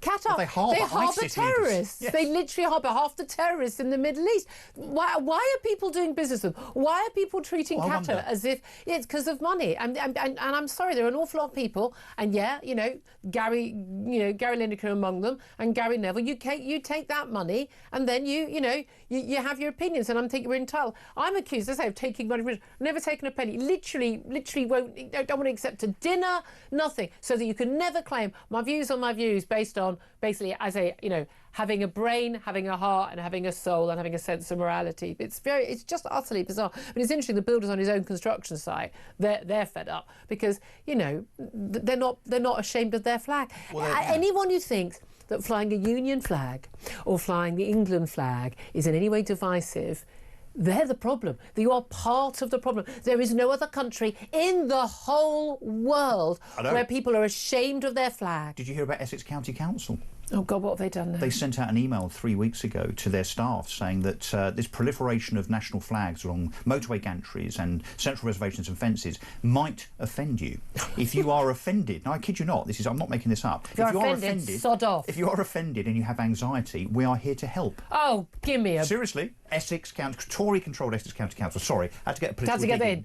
Reform Councillor Russell Quirk talking there. But no, but that is us. If you're offended, so what? I'm driving wait for the day on Sunday, take my daughter off to uni, and I saw lots of Union flags and England flags lampposts. I felt great seeing. No, genuinely, I look at them and I feel great seeing them. I do. The same as when I go to the United States and there's a there's a Stars and Stripes in every front yard. I think good. And we sort of in the British. Okay, we're not like that in Britain. We're a bit more understated. But I like that. I like the pride in the country. I mean, I think it's a tiny bit misplaced. The greatest place in the world. It's not the greatest place in the world to live. It really isn't. I mean, all the stats show that. But I just find it really bizarre that people feel this way. And what do you make? Let's talk about Robert Jenrick as well. Should we play a little recording, just for those who've not heard it, of Robert Jenrick? He's the Shadow Justice Secretary. He's talking about judges and pro-migrant activism and the like today, but actually he's really in the news because of what The Guardian think of as a gotcha over some comments he made about a visit to the Handsworth ward in Birmingham. Have a watch and a listen. In Birmingham the other day to do a video on litter, and it was absolutely appalling. It's as close as I've come to a slum in this country. But the other thing that I noticed there was that it was one of the worst integrated places that I've ever been to. In fact, in the hour and a half that I was filming with news there, I didn't see another white face. And that's not the kind of country I want to live in. I want to live in a country where people are properly integrated. It's not about the colour of your skin or your faith. Of course it isn't. But I want people to be living alongside each other, not parallel lives. That's not the right way we want to live as a country. I mean, I can't see anything wrong. He's pointing out a fact. He's been to zero, and I looked up the stats. Handsworth Borough ward is, I mean, it's lots of deprivation, and 91% of people are non-white, 60% are Asian. It's a Muslim majority. More than a third of people only speak English as a second language, and about half of those don't speak English at all or well. Well, you're not going to integrate, are you? You're not going to integrate. I mean, if you go to sort of the middle of nowhere, little village in Devon, you're probably only going to see white faces. And the Guardian will be like, oh, isn't this ghastly, the countryside, and there's too many white people. It's a white country. You don't go to Nigeria and go, oh, look at all the black people. I mean, I lived in the Bahamas for 6 months. Well, I mean, great job, au pairing, brilliant. Try and get a job doing that. I lived with a black family. I lived in an entirely black area, apart from, old white tourists coming by. I mean, I didn't sit there going, oh, where are all the white people? Why aren't we integrated? It's a black country. And why aren't they integrating with me? With me. I mean, it's just so bizarre. I mean, he's making a perfectly reasonable point. I didn't see another white face. Last time I was in Birmingham was actually for a party conference, and I remember sort of going off to do some shopping in the afternoon, and I walked through the main shopping area in Birmingham, and I was born in Birmingham, lived there till I was 7. I was stunned. I mean, genuinely, I barely saw a white face, and an awful lot of people, again, women in hijabs and the like. It was quite shocking. And I live in central London. I live in an area, again, lots of different faiths. I'm quite used to annoyingly seeing burqas. I think that burqas should be banned in this country. But I'm used to seeing people of every colour, every faith. That's completely the norm living in London. And I was shocked by how, again, not integrated, not multi-ethnic, but literally it was kind of one ethnicity, one faith where I was. And he's pointing out that people are not properly integrated. And this is the reality. When the left talk about having a multicultural, multi-ethnic society, what they mean is there are some black children and some Asian children at my daughter's school. And there's a wonderful delicatessen at the end of the road. And I've got a Romanian cleaner. I mean, that's what they mean. They are not talking about whole areas, whole neighbourhoods, whole high streets that have changed beyond recognition in just 10 years.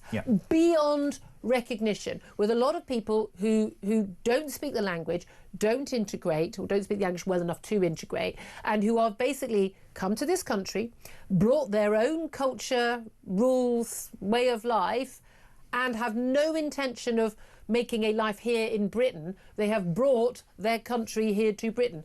I didn't sign up to that. The British public didn't sign up to that. It's not racist to say we don't want that. It's not a bad thing to say we don't think it's a good idea.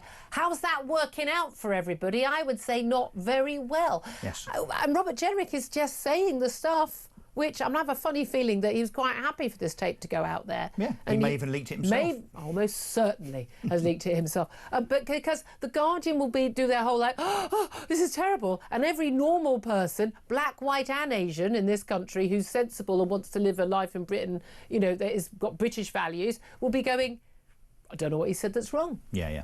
So this is him putting the spotlight on multiculturalism. The fact that certain people, Sadiq Khan, Keir Starmer and others, say that multiculturalism is our greatest strength. I mean, that's inherent rubbish. Nope. I mean, because it hasn't happened, because we do have this ghettoisation of certain cities, parts of London, Birmingham, Manchester, Leeds and so on. Yep. He's pointing out what I would say is the bleeding obvious. Yep. Fair play to him.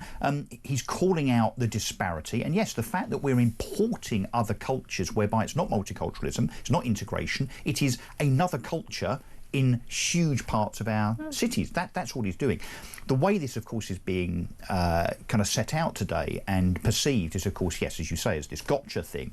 It really isn't. No, it really isn't. And The Guardian and The Independent and The Mirror can try all they like. But it's just pointing out facts. If we don't point out facts and debate the facts, then we'll never find a solution. And then they're pointing out, we didn't see another white face, but he's literally in the sentence before and the sentence afterwards is making the point about not about that. It's the fact that it's really obvious. And people say we haven't spoken to these people, but the stats are really clear that a huge number of people there are born abroad. Well, and that's not Britain. And that the effort should be on the part of those that come here, now that they're maybe even first and second generation, rather than trying to make this, Kabul or Islamabad in London. Yeah. You're in but Britain. Also, if you want to live in Islamabad or Kabul, why don't you stay it's there? It's a bit like the Palestinian protesters. What's the point protesting here? We can't do anything about what's going on. Go. Off you go. Off you toddle. Yeah, off to Gaza. I mean, I'm happy to help organise that flotilla. I really, really am. 11:27, it also improved the IQ of the country, no end. 11:27 is the time. I'm going to take a quick break. Then we're going to get to your calls. 0344 499 1000 is the number to call to have yours. In particular, I want to hear from you, your reaction to the Prime Minister saying it's, calling on students not to take part in what he called un-British protests, which on the day of the anniversary of the October 7th Hamas massacre, but they're claiming is all about honouring our martyrs. Whose martyrs exactly? This is Talk.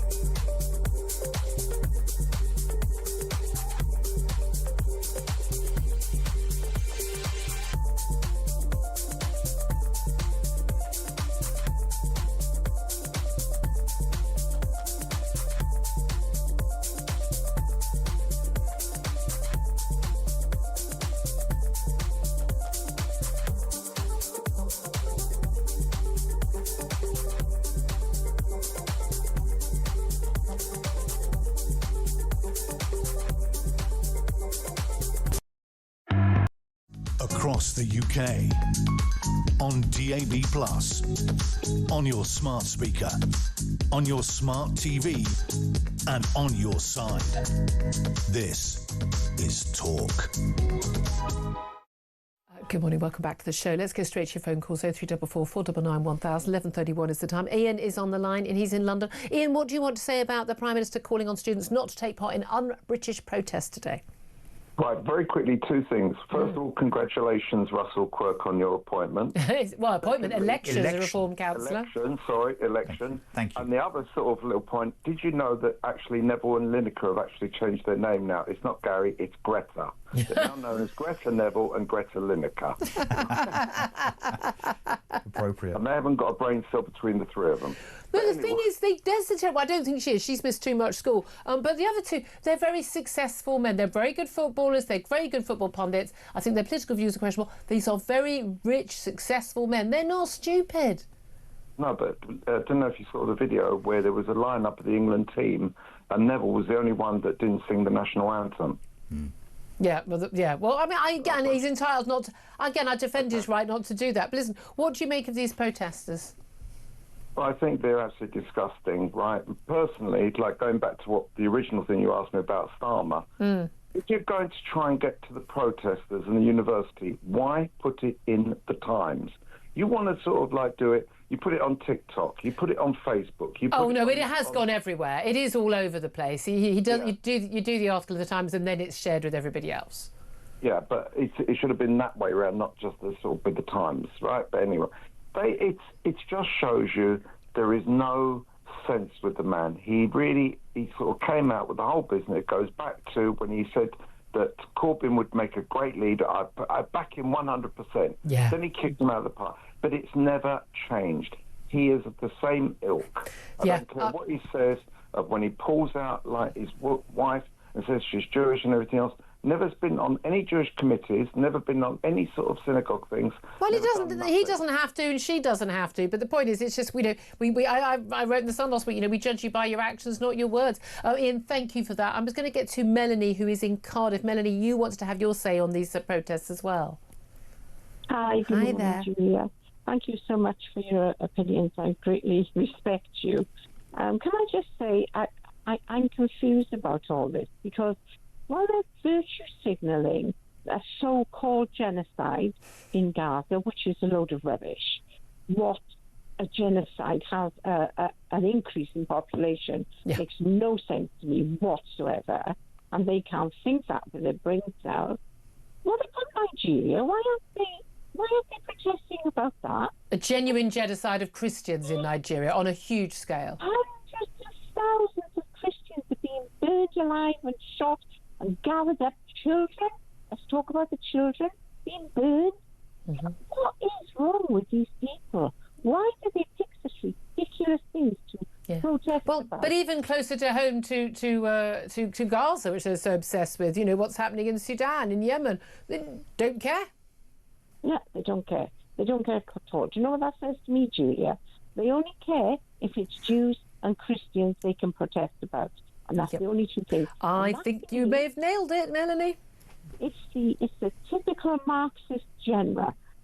The first thing is get rid of the family, get rid of religion, and that's what they're doing. Very interesting. Melanie, thank you very much indeed. I mean, again, do not underestimate how much this is being pushed by the Chinese and the Russians as well. They are absolutely loving this, dividing our nations and turning each other against each other. 11:35 is the time. We're going to take a quick break. We're going to go live to the Tory Party conference and talk to Shadow Foreign Minister Andrew Rossendale. This is Talk.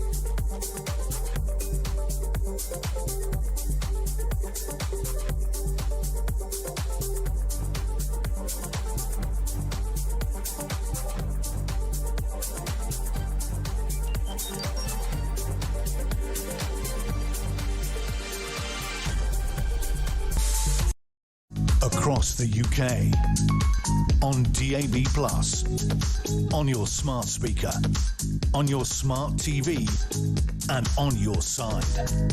This is Talk. Good morning, welcome back to the show. It's 11:38. Let's go straight to my next guest, Conservative MP, Shadow Foreign Minister Andrew Rossendale, live from the Conservative Party conference. A very good morning to you, Andrew.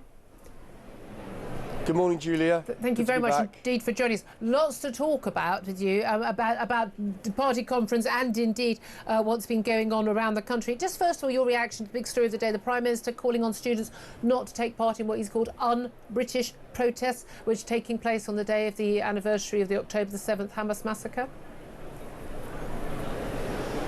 Well, I think it's shocking that anyone would show such disrespect on this tragic anniversary. The fact is that 3 years ago we saw the tragic murder of innocent people, and we should be reflecting on that rather than protesting. I think, frankly, Julia, people are sick and tired of these protests in London. We believe in free speech, yes, but these people are actually abusing our freedoms, and so I think it is time for these people to reflect on the offence they're causing.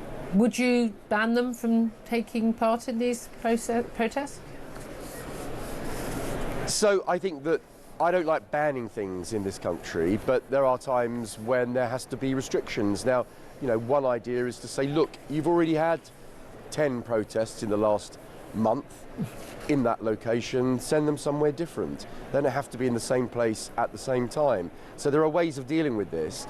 I don't particularly want to call for a banning of any legal protest, but it is getting to a point where you wonder whether these people are acting legally, because they're effectively calling for the obliteration of Jewish people, and they are expressing the kind of hatred that I thought this country would always stood up against. So I am concerned about it, and I think a tougher line with these protesters is definitely needed. Now, Conservative Party leader Tammy Badenoch's done a round of interviews today. She was speaking on Sunday. We had the Robert Jenrick, the Shadow Justice Secretary. He is speaking today, along with Chris Philp, the Shadow Home Secretary. But it seems to be what's happening outside the news, outside of the conference chamber, that are actually making the news in terms of the Tories. One is a poll showing 2 in 3 Tory party members want a pact with reform at the next election, plus 20 Tory councillors announced as defecting to reform today.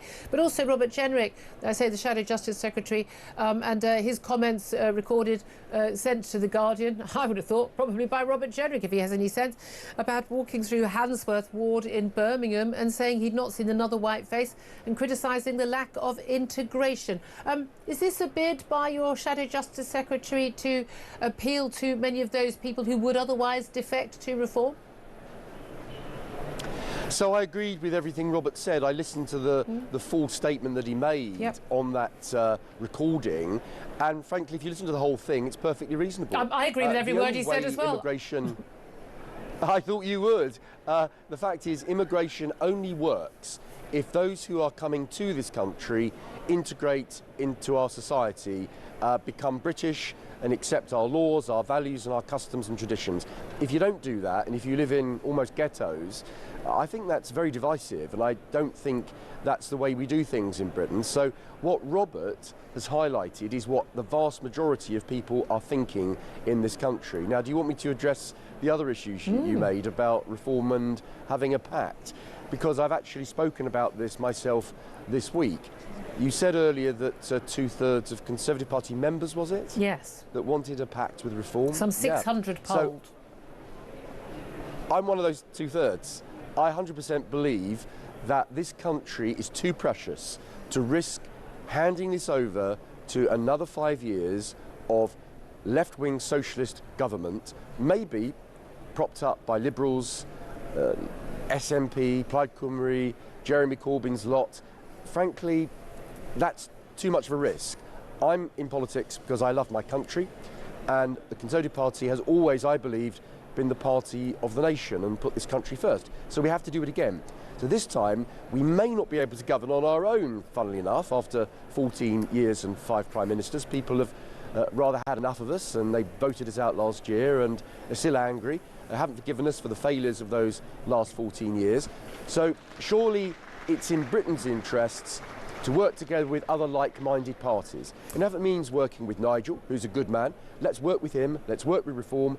We've almost got common policies now. If you look at what we're saying and what Reform is saying, there's not that much difference. So let's bring it together. Let's work out a plan to rescue our country from the calamity of this socialist government. OK, now you say that. The reality is there'd be a lot of Tories who would walk away if there was a pact with Reform. The Lib Dem side of things, think that Nigel's beyond the pale. There'd also be an awful lot of Reform voters who may have voted Tory in the past and are so disgusted with the failures of your government, the betrayal on immigration and many other issues, that actually they don't believe a word your lot say and they're voting Reform because they're not Tories. So a pact could actually say to them, well, I just won't vote at all. So that could actually do more damage. Well, that's why yes. So that's why the whole thing is complicated. But the political realities of our electoral system is that you have two parties on the right of centre, particularly those that agree on most things. You're going to divide the vote and potentially leave a far left government, give them power again, which is what we all want to see. So are you talking about parties standing down candidates? I mean, the way that Nigel Farage did for the Tories in 2019? So if Reform are ahead in a particular seat, the Tories stand down their candidate? Yeah. I'm not coming with a plan. What I'm saying, what I'm asking for is that we shouldn't rule out the possibility of some kind of working together, because I want to see a right of centre government.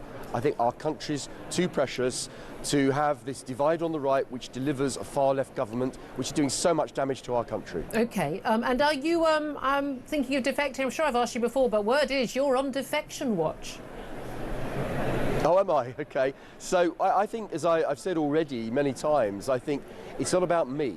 It's about the entire Conservative Party. Perhaps the entire Conservative Party and Reform should defect with each other so that we actually get this country back on the right track again, because I think that what Reform is saying, in the main, makes a lot of sense. And funnily enough, we're saying similar things. We're almost aligning on policy. Yeah, but the thing is, the Tories, you're saying similar I mean, by the way, that wasn't a denial. I noted that. You're saying the Tory party is announcing policies, and I'll think, oh, well, that seems very sensible. But you're doing it sort of a month after Reform have announced a policy. Meanwhile, Labour say that everything Reform says is racist, and then they do a half-hearted version of it. The reality is Reform are leading the agenda. The Tories and Labour are basically chasing along afterwards, trying to basically understand where, frankly, the British zeitgeist is right now. And if you want the policies that Reform is asking for and pushing and putting on their in their next manifesto, why would you vote for the Reform light version in the Tories? Well, it's a fair point, and that's why so many of our core voters have deserted us. And I understand why, because we disappointed them. And let's face it, all the policies we're announcing this week at conference, which are brilliant, and, I say to my leader, Kemi, thank God we've speeded this up and actually come out with clear policies now, because waiting till the election is too late. We have been waiting a long time. Ideas, but I just wish we'd done it in government. I wish in those 14 years we had been a lot more radical. We should have done a Margaret Thatcher and actually gone in, sorted the country out, repealed all that Blair legislation, dealt with the immigration problem, which we didn't do, yet we promised to do it. We should have sorted out the public services, and we shouldn't have had all those crazy lockdowns, because that's what's led to the economic problems we have today in the main. Indeed. So, I'm one of these Conservatives, as you know, Julia, who's always spoken out for these things. You have. I just disappointed my own party. We didn't do it in government, but at least now we are aligning on the right, and the next stage is to win the election, somehow get a right of centre majority, get rid of Keir Starmer, get rid of the Labour Party, and stop the calamity of a progressive left-wing government which would do so much damage to our country. OK, right, just finally, now you're appearing to be very friendly and smiley today from Manchester, but Gary Neville, the football pundit, former football captain, has blamed angry middle-aged white men who fly the Union flag and the England flag for basically causing division in this country. He was speaking, bizarrely, after someone who very much was not an angry middle-aged white man, who basically tried to storm into a synagogue to kill Jews. Are you an angry middle-aged white man, and are you partly responsible for causing division in this country? No, absolutely. The people who cause division are the people that don't accept the fact that we live in a magnificent country with a proud heritage, and the Union Jack, the Union flag, represents everybody. It's the people that try to divide us up by denigrating Britain's proud history and by questioning our validity as a nation state. They're the people that have actually divided our society. We should all unite behind being British. We should all unite under one flag, in one country, and stop trying to divide everybody up into different categories. I think this idea of diversity and denigrating our national institutions, and in particularly the Union Jack, I think that's a disgrace. And people that do that should be ashamed. We fought this country, my father, my grandfather, so many people in the past fought under that flag so that we can live in a free society. Okay. And those that denigrate the Union Jack should be utterly ashamed of themselves. Andrew Rossendale, I have to leave it there. Conservative MP, Shadow Foreign Minister, thank you. Joining us live from Tory Party conference. Russell Quirk, Reform Councillor now. Your gesticulations during that are hilarious in the corner of the studio. He's not going to defect. We didn't quite say he wasn't, but he wants that pact. He definitely didn't die. Well, of course, he would want the pact, wouldn't he? Because he's They'd be the junior partner. They'd be the Lib Dems in that coalition. I was with Andrew 2 weekends ago at a drinks thing. He's a wonderful... See, they're all in it together. He's a wonderful individual. No, he was at a reform event. Oh. He was at a reform event, which he's publicised. I'm not telling you anything that hasn't already been public. Look, he's a lovely guy, and I think he's misplaced in terms of his loyalties. He's trying to fly the battered, tattered Tory flag there, you know, in a kind of last gasp death rattle of the Tories. You think he'll come over to Reform? I think he hopes for a pact. That is not going to happen. Look at my election result. I've taken the Tories from a 60% vote share to my 46% vote share. Yeah. He will lose How many his seat. people voted? Tory councillors, come on. Literally dozens. Literally, I mean, I was going to say, because literally, like, you know... 1,700 people, if you don't mind. 1,700 people. But it's indicative. It's a benchmark. Yeah, he is in the next constituency to me. Andrew, unfortunately, is going to lose his seat, and I think it's a shame. But he'd win it if he came over to reform politics. Yeah, and I think the door's open to him, I suspect. Well, there we are then. Andrew, you've heard the message. 11:49 is the time. We're going to take a quick break. Then we're going to be talking to the former commander at New Scotland Yard, Roy Ram, about this extraordinary police arresting of basically the phone theft kingpins, the ones who are responsible for stealing most of the mobile phones in this country. That's up next. This is Talk.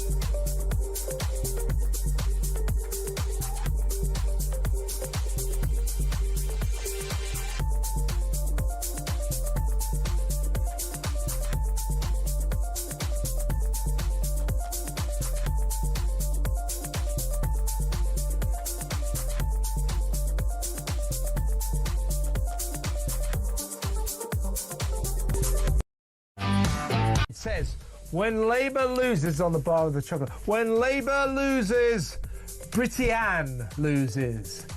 They spelt Britain wrong. Sums that party up, doesn't it? But do you trust her? Will she deport 750,000 illegal migrants at the rate of 150,000 a year? I don't think so, do you? I just think our biggest problem is just no one's listening.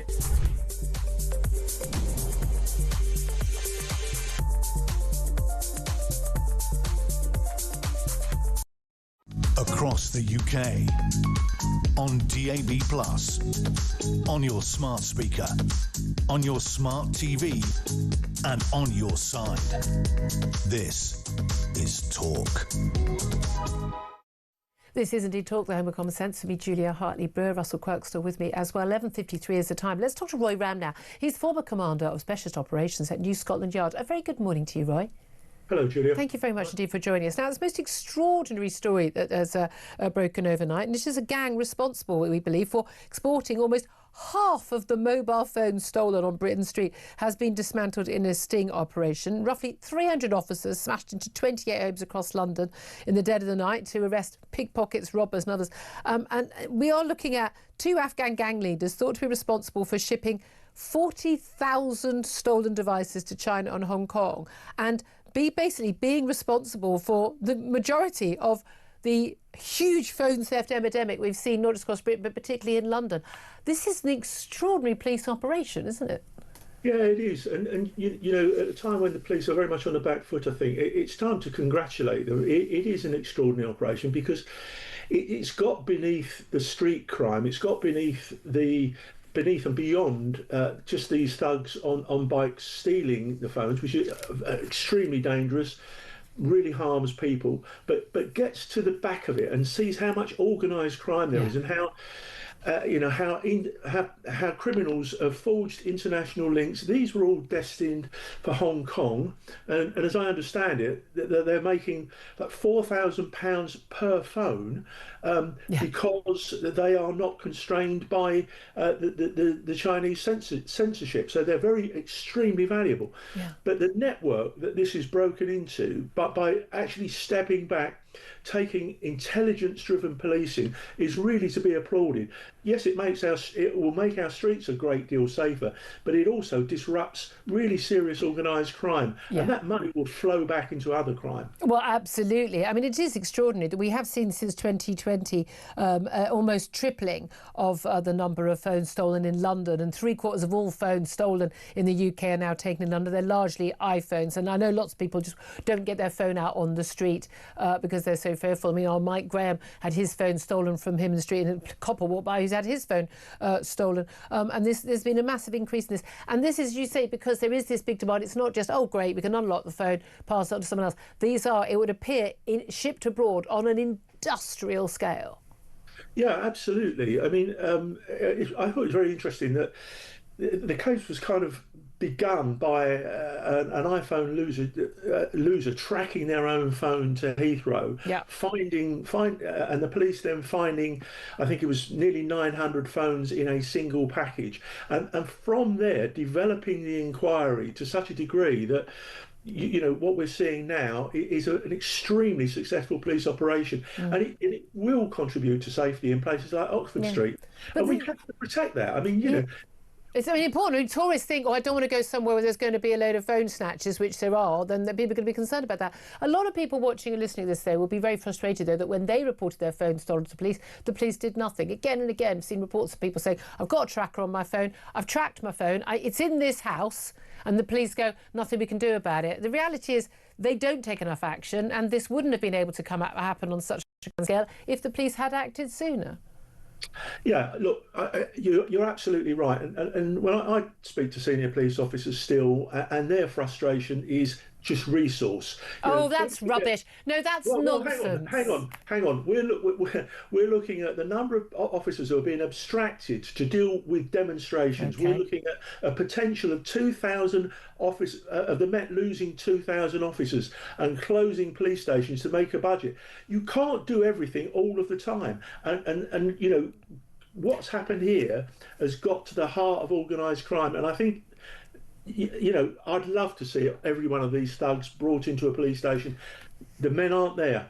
Yeah, well, you say the men aren't there, but the thing is, no one actually even bothers turning up to do it. But they are there when they need 6 people to go, you know, or 5 armed coppers to arrest Graham Linehan, who gets off a plane for a tweet that he's written in another country from months earlier. I mean, they do seem to have the police when they suddenly want the police, and this is a priority for people because people have the right to have a mobile phone in their hand, making a call or looking at directions, and walk along the streets in broad daylight in our capital city and elsewhere.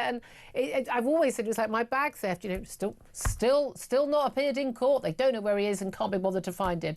You know, these people, every day that they're not caught, are committing other crimes. And when they say there are so many crimes, we haven't got the resources, the reason why there are so many crimes is because people aren't arrested for committing these crimes, and so they're out and about committing 20 of them a day. Look, let me be really clear about this. I want to see the Met and every police force in this country as proactive and as determined as possible. I don't think there's probably a senior officer in the country that wouldn't love to see no crime, hate crimes scratched off the agenda completely. It's an absolute nonsense and a distraction. But when you actually start to look at the amount of crime that officers are having to deal with and the amount of abstractions for public order offences, we are losing hundreds of thousands of policing days walking along protecting people in the street on public order events. I mean, they're escorting people who have got, you know, swastikas and on Israeli flags and not doing their job there either. I mean, these people don't need to be protected on a march, do they? These people, we need protection from them. Well, the trouble is, you know, I don't know if you've ever actually been on one. I have a few times, and I investigated the outcome of the poll tax riots, and I saw the number of police officers and injured people, injured police officers who suffered life-changing injuries there. So you know, we can't relinquish the streets to demonstrators. No, that is true. It's true. I'm going to have to leave it there. You probably hear the music there approaching. Roy Ramp, former commander of specialist operations at New Scotland Yard. I just want all these old guard coppers back in charge, Russell. That's the thing, because you know they'd be onto this stuff. The thing is, there's so much crime. These people who are in charge now, there's so much crime. Yeah, it's because you don't arrest criminals. Get those people off the streets, sort it out. We need to sort out our courts. Something Robert Jenrick is going to be talking about right now. Shadow Justice Secretary at Tory Party conference. Up next, going to take the news. Then we're going to be talking to the mother of a hostage taken on October the 7th. He still not returned. She doesn't know whether he's dead or alive. Imagine that if you were a parent. This is Talk.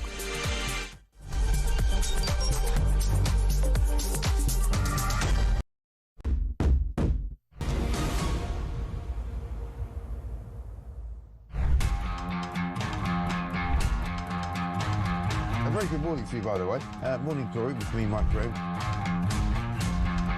Just some breaking news for you coming out of Liverpool Crown Court. Good afternoon. Welcome to the programme. Welcome to the home of... Across the UK, on DAB+, on your smart speaker, on your smart TV, and on your side. This is Talk.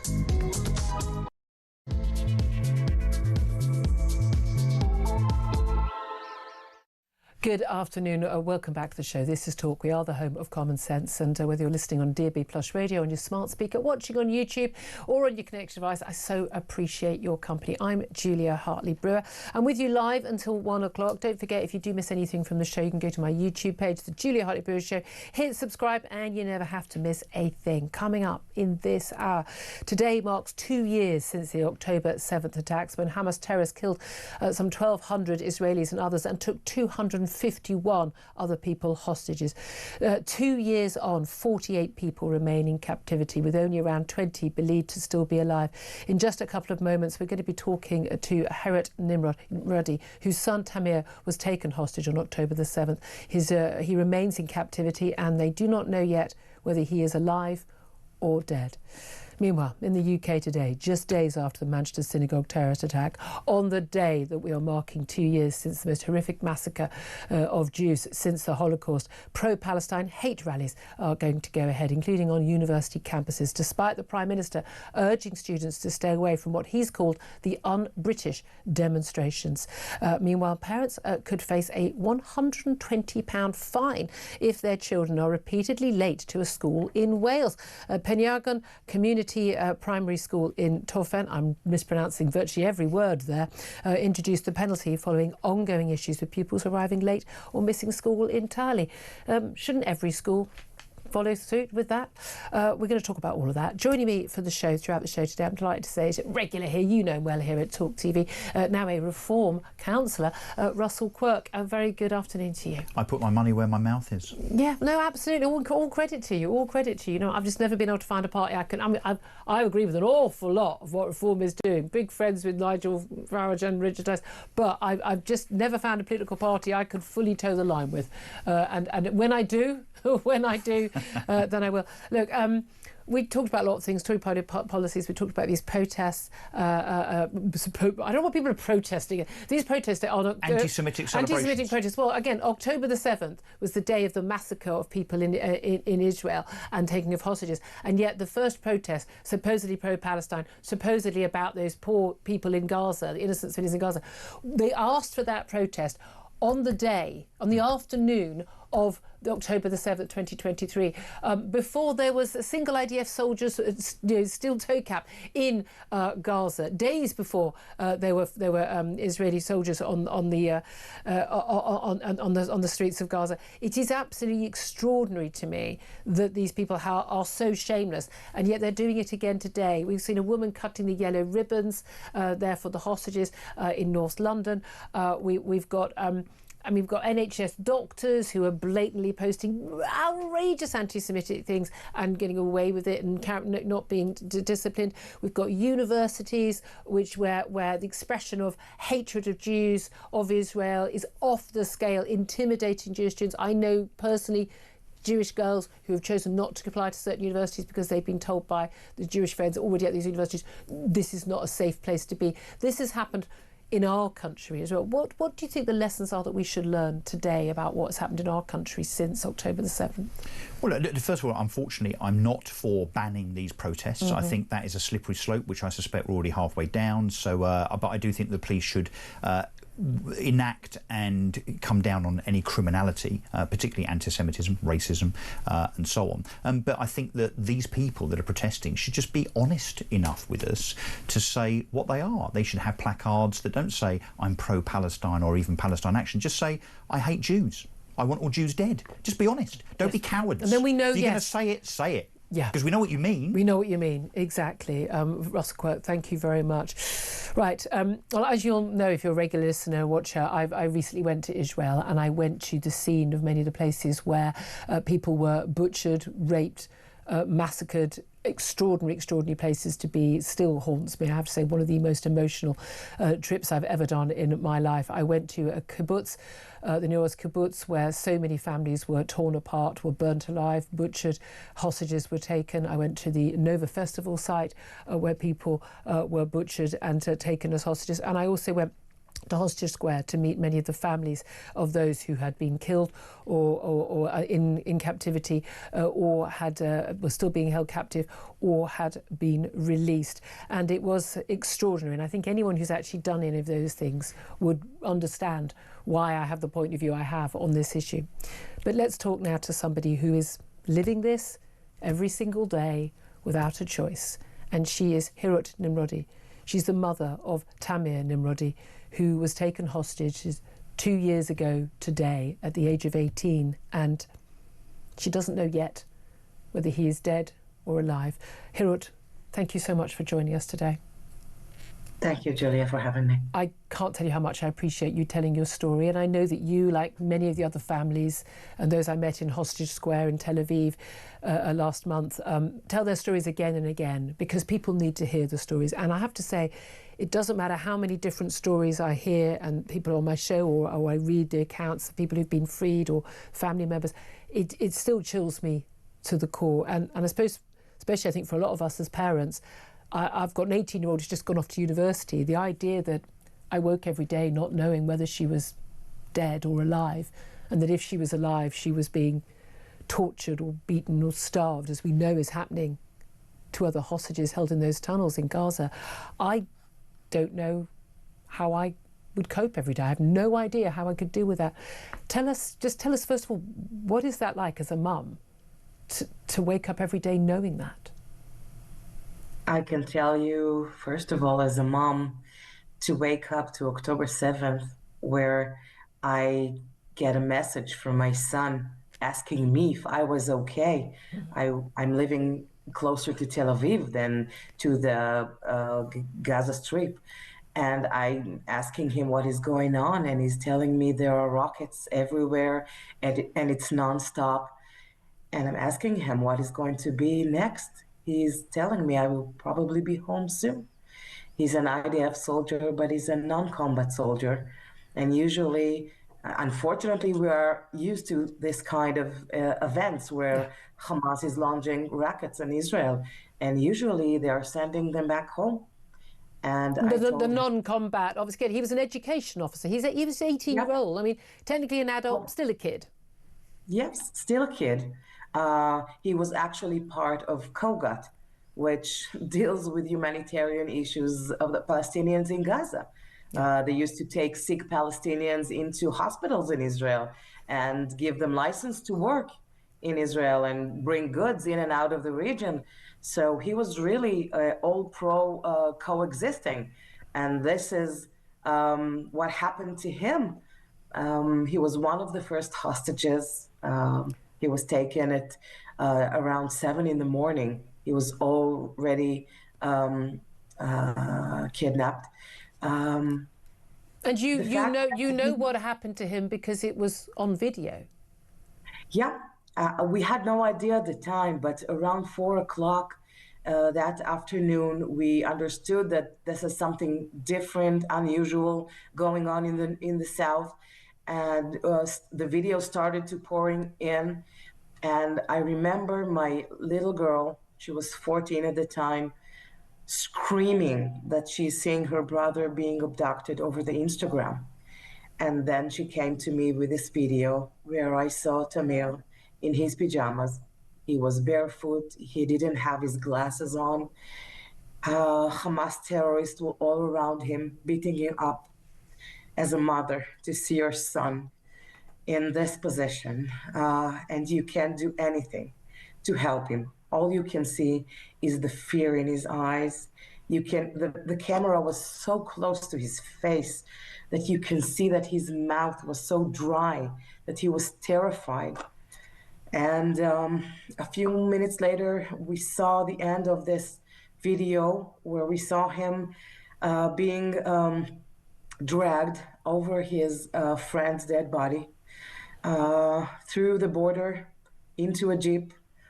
Yes, he was on his feet. He was alive. But this is the last life sign. That's all you've got. And again, this is the thing, a lot of people don't understand, the people who deny what happened on October 7th. This was filmed by the Hamas terrorists who took him. They were proud. They put it on social media. They wanted people to know what they'd done. And I've seen some comments you've made. You know, you mentioned your son didn't have his glasses. That you said, you know, he really can't see very much at all without his glasses. Yeah. So even more confusing, you know, knowing what's going on. So that's the last you've seen of him. We've seen other hostages we know that were taken of the 251. We've seen people getting released. We've seen people who've been murdered in captivity. We've seen videos, sometimes game playing by Hamas. Oh, are they dead? Are they alive? We've seen some horrific images of emaciated Holocaust survival levels of emaciation, and we have the accounts of those who've been released talking about being starved, being tortured, being beaten. You've had nothing since the day that he was taken. No other hostages who have come across him in the tunnels, or nothing at all? Nothing at all. Tamir was, we know he was held alone, so nobody had seen him. There were 2 other soldiers that were taken with him, but they were separated the first day, and those 2 were killed a month afterwards on November 23. So no other hostage had seen Tamir. And as we saw the footage of the hostages, the bad condition that they are in, of starving, you know, this is the time when I'm asking myself, is this the state that Tamir is in, or maybe he's not suffering anymore? And this is so hard to deal with every day, the question whether he's alive, he's his captors are doing bad things to him or not. I have no idea. As a mum, I can't even contemplate. I don't think any of us even dare contemplate what that would be like for us to wake up every morning to that horror every morning that our child, we didn't know if they were dead, we didn't know if they were alive, and if they were alive, the fear that they were being treated in such a way. Can I ask you, you've got more important things to worry about than what goes on back here in Britain, but what do you make of, and it's happening in America as well, of people claiming to care about people in the Palestinians, claiming to care about innocent civilians in Gaza who go out onto our streets, who go onto university campuses, who demonstrate in what they call 2 years of resistance, what they call honouring our martyrs on this day when you as a mother don't even know what happened to your son. What does that tell you about those people, and what message would you like to give them? Well, I think that most of it comes from some kind of ignorance. They're not familiar with the history of this region. Most of them do not know that the Palestinians in Gaza had freedom since 2005. Yeah. They could have made their own, Eastern Singapore. They could have taken the billions of dollars and invested in the people. But instead of that, they invested in Hamas, in building tunnels underground and planning for this day. They are living as a refugee for 75 years. This is the only place on earth that a refugee is called still a refugee after 75 years. Mm. It's only because they do not want to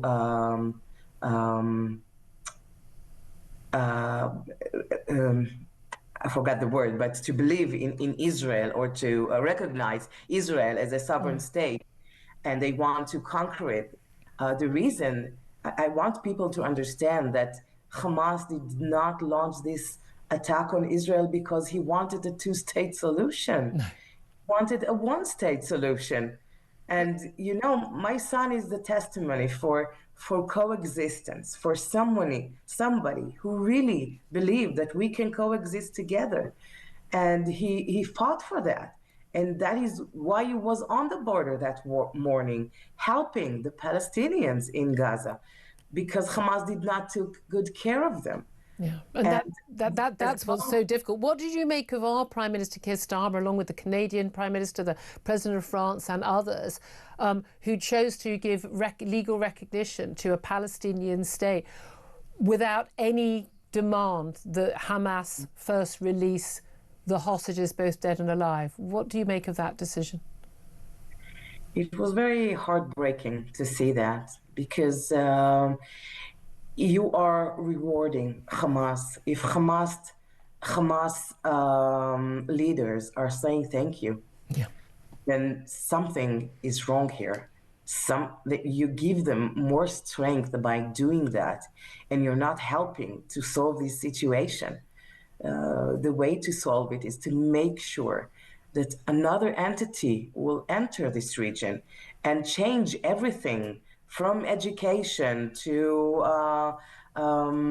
anything else that can help the Palestinians to flourish in this region. There's no reason why not. Yeah.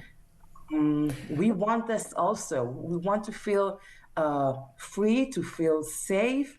We want them to feel that also. Yeah. Certainly when I was in Israel, I spoke to so many different people. I chose who I got to speak to, and I didn't meet anyone who was filled with hate at all. It was all about, we just want to live and let live, but the other side won't let us. What do you make of the peace talks taking place right now in Egypt, in Sharm el-Sheikh, being sort of coordinated and by, we've got the Turks, I think we've involved the Egyptians, Qatar, America and others. We understand that, Israel have accepted the 20-point peace plan. It includes initially, within 72 hours, all of the hostages, dead and alive, being returned. Yeah. We understand that Hamas has said, look, we don't actually, know where all the hostages, dead or alive, are. But one of the things they are demanding is that must come with the release of prisoners and detainees in Israel, including some of the Hamas fighters who committed atrocities on October the 7th 2 years ago. As a mum of a young man who may or may not still be alive, but was certainly taken hostage, would you accept that deal? I think that for the first time, we can see a deal that contains both releasing the hostages and bringing peace to the region and ending this war and eliminating Hamas from this region to make sure that Hamas will disarm. So this is sounds like a better deal than was created before. And the fact that most of the Arab world is behind this deal gives more pressure on Hamas to accept it. So I really have high hopes for this deal, especially that the first stage is to release the total of 48 hostages, including my son. The other families who still have family members held hostage, they know whether their family member has been pronounced dead, being told that they are dead, or they know that the other hostages have come out and said they know that they died, but they haven't got the bodies back, so give them a decent burial. Other families have got videos even recently saying that their loved ones are still alive, just emaciated, tortured, beaten, broken. Not knowing, going back to what we started with, not knowing which it is. You could have if and when this peace deal happens, if and when, please God, all the hostages are returned, you could be facing the awful horror of hope gone, that your son could come back to you and come back to your, the brother to your younger daughter. Or you could face the most amazing, wonderful day ever of getting your son back alive. Just tell me what that feels like, to live with that dread and that hope at the same time. It's very hard. I can tell you that the former deal on January, when there were 33 hostages released, I could see the two options. I could see the hostages that came back to a family hug, that was started to rehabilitate their lives. But I can also saw the families that buried their loved ones, but they did have a closure, some kind of peace to continue with their lives. So I know I'm in between now, and I know that the air will be clear soon. It's terrifying, I have to tell you. It is terrifying because I don't know what happened to Tamil. Yeah. I think that this is the first time my daughters first said that they are scared to know what happened. But this is my reality. I have no other option. And I'm trying to stay strong for my girls and trying to stay strong for Tamil. And I do hope there's a chance for us to be reunited and feel him once more. Oh, I just wish so much that there is a happy outcome, and you are incredibly strong. Thank you for telling your story. It's so important that these stories are told. This is happening to real people in real time right now, and my heart goes out to you, and we're sending you all our love and our best wishes and our hopes that you get your family back together. Herut Nimrodi, the mother of Tamir Nimrodi, still held hostage, but we don't know whether he's alive or dead. Russell Quirk, listening to all of that, I mean, and someone could listen to that and go, I think I'll go and have a bake sale at university to honour the martyrs. This is my thing.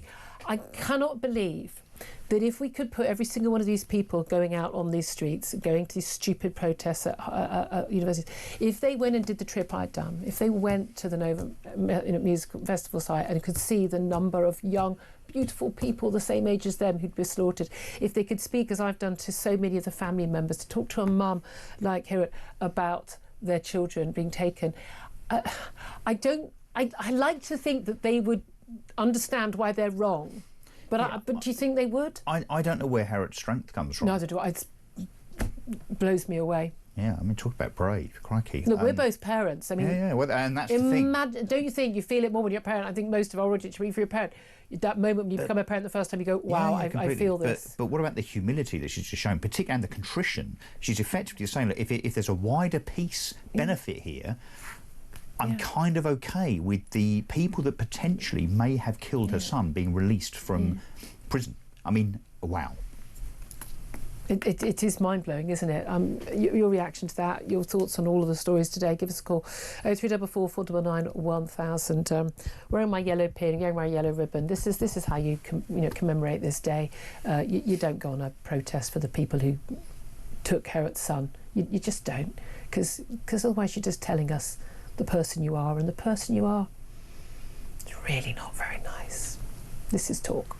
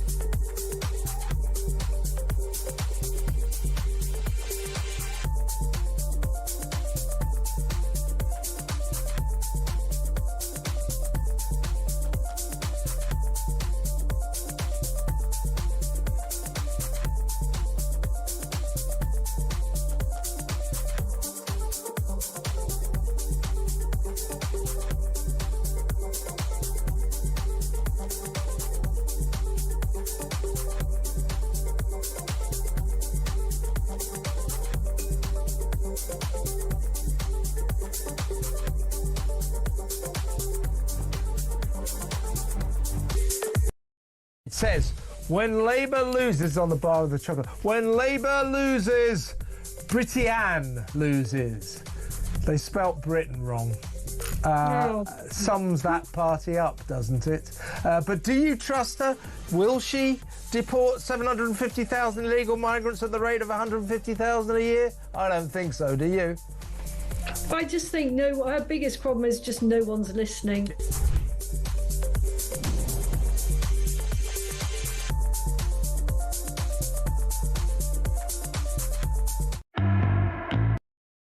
Across the UK, on DAB+, on your smart speaker, on your smart TV, and on your side. This is Talk.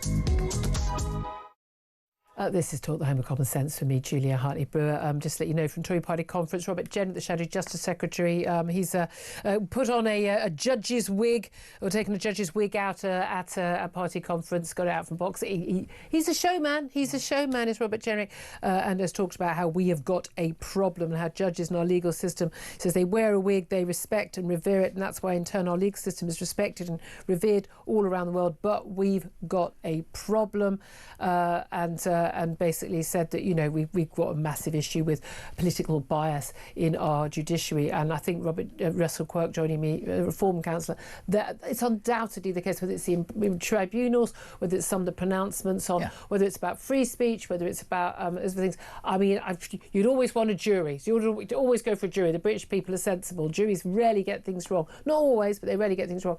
But it is absolutely astonishing what's happened in our judicial ranks, isn't it? Yeah, but doesn't this go back to apparently Tony Blair and the Attorney General at the time apparently prescribed that judges had to kind of tick a few DEI boxes in terms of their left-leaning liberalism, and we're now paying the price as a consequence of that. Yeah. It's just a shame that Robert Jenrick is coming to the party on this so late. Yeah. There we are then. You see his little face there. Let's go to your calls. Let's go to your calls, getting in touch on 0344 499 1000 on Everything Today. Let's go to Andrew, who is in Gloucester. Hello, Andrew. What do you want to say? Hi, Julia. I was just listening to your last caller, the lady, and I also listened on Mike Graham's this morning about the lady who was her brother-in-law was missing, and her brother. Yeah. Julia, I lost my son, Julia, in a hit and run. So sorry. 10 years ago. And you know, Julia, I missed him, and that lady, the pain. I'm a lorry driver, Julia, and I listened to them people's pain this morning, and I had tears in my eyes. I've got tears in my eyes now. I went online earlier, I was listening to you, and I saw that young girl cutting down those yellow ribbons. Do you know, Julia, God forbid that these people, that like that girl, ever grow up and have children, or ever lose somebody that they love, or watch that happen like that lady did, Julia. They don't know they're born. I couldn't agree with you more. Well, look, there's actually just got some more information about that woman. The woman, people have seen, there's pictures of this woman, and she's being, tackled by, verbally by people going, why are you cutting down yellow ribbons? By the way, about hostages. It's all they're about. Bring them home. And this woman cutting down those ribbons at a memorial in North London is Nadia Yalom. She's a Palestinian Jewish artist. And she declared the ribbons were condoning genocide, which they're absolutely not. Her work focuses apparently on hauntedness and supernatural life in the war-torn state of what she thinks is Palestine. Well, you won't be surprised to learn her husband's a Palestinian actor. She studied at Cambridge University in Goldsmiths. Of course she did. I mean, she's an activist. I mean, again, you can have strong opinions, can you not, on things like, on whether they're, how the war is conducted in Gaza. You can be massively concerned about innocent civilians dying. You can want there to be a two-state solution. You can want all of that. But cutting down ribbons for hostages, for the people like Herut Nimrodi's son, Tamir, that's just obscene, isn't it? Every person that has died, like that lady this morning, the brother-in-law, the lady just now has got a son. Everyone that's died has got a mother or a father, like me, that has had to bury, or they can't even bury their children because they don't know where they are. Yeah. And these young ones, I look at them, they're children, these people that are doing, these university people today. I would take all their funding from them. I would name, shame them, and take their money away from them. And they would. It infuriates me. No, Andrew. It infuriates me, and I've not gone through the worst thing in the world, which you've gone through, which is to lose a child. And my heart goes out to you. And I'm with you. I mean, I wouldn't take their funding away, but I want to know every single one of these young people, anyone who's on these marches, I want to know their names, know their faces. Be proud. Be proud. Let's have your pictures everywhere. Let's make sure we never give you a job, never give you the time of day, and we want to know who you are. That's what I want. Andrew, all my love, just loves and hugs over the airways. Andy is on the line in Salisbury. Andrew, you want to talk about these protesters at universities too, didn't you? Hello, Julia. Yes, I do. I think we're missing a really big picture because the left are very keen to mention about back in the 60s and the 70s where you got no blacks, no dogs, no Irish, and they were having all these National Front rallies. Yeah. And what did the government do? Oh, they brought in the Race Relations Act. And they did put a lot of effort in trying to make things better for everybody, but I think it's gone the other way. I think we've got to look at the Race Relations Act. I think we've got to get rid of ethnic minority status, because I think that's disgusting. I think if you live in this country and you're British, you're British. Doesn't matter what skin colour you are, religion, gender, race, religion, no excuse. And if it is a load of black people or Muslim people causing crime, they get judged, they get a trial, they get a fair trial. Doesn't matter what the problem is. If they broke the law, that's it. We just all want to be treated equally. That's all we want. What do you make specifically about these protests though at university? Should they be banned? Should the students face? I mean, they've got a right to freedom of speech. You know, as long as they're not actually inciting hatred, they're not actually breaking the law, haven't they? Yeah, they are. I think, first of all, I do think if they're foreign students, I think that's a major issue. But I think, because, you know, why are they meddling in our politics? They've got no right to. I do think it's a bit much, isn't it, to go to another country and then just start telling them how to run their country. I think it's a little bit... little bit iffy, isn't it? Andy, we're going to have to leave it there, as always, over time, because we all talk too much, got too many interesting guests. Thank you so much, and great calls, as always. Thank you so much to you, Andy. Going to take a quick break. Up next, we are going to be talking about, Gary Neville and blaming those angry middle-aged white men. I've got another one in the studio. We'll get Russell Quirk's thoughts as well on all of that, and plenty more besides. Coming up also, going to talk about why one school is quite right to start fining parents £150 if their kid is persistently late to school. More of this, please, folks. This is Talk.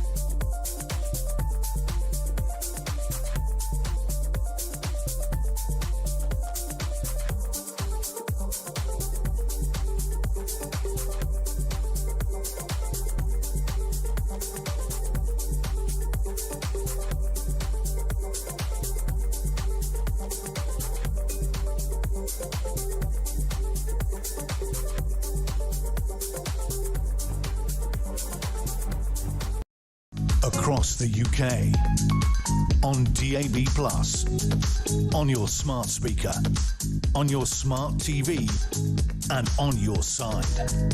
This is Talk.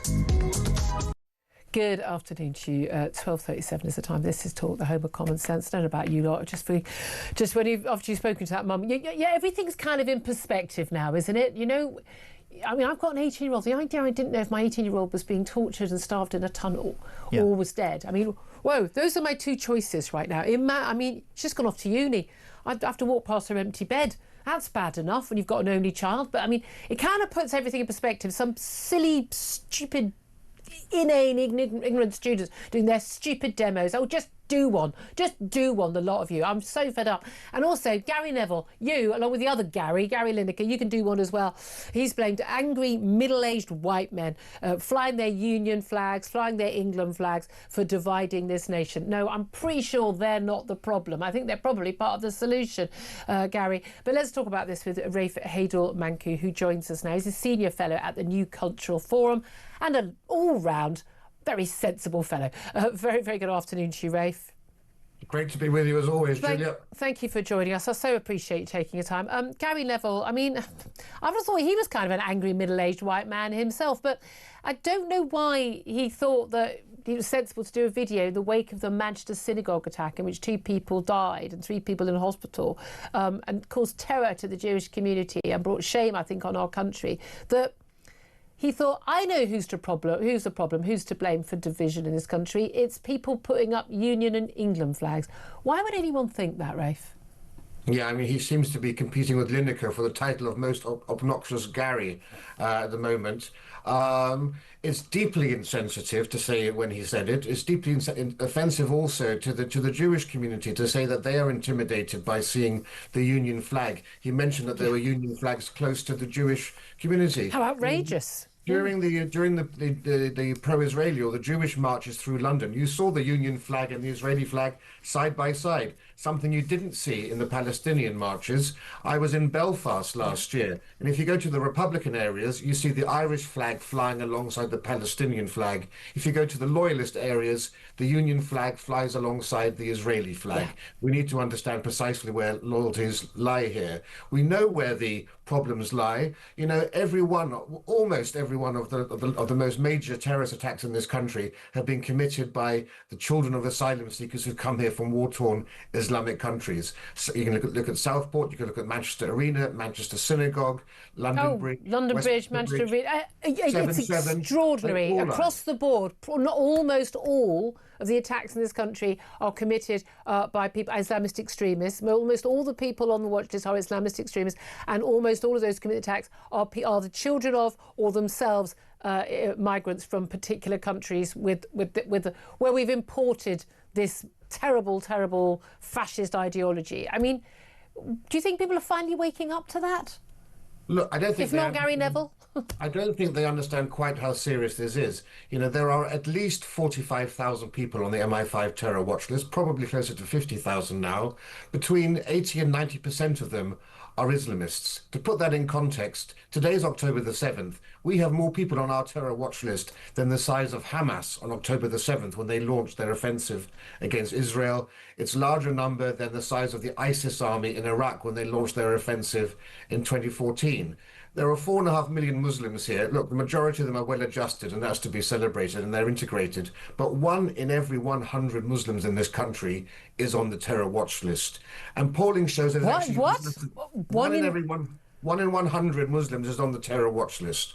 Now, to put that into even more context, polling shows that 9% of Muslims, still a minority, but 9% identify as being Islamist or being extremist and radicals.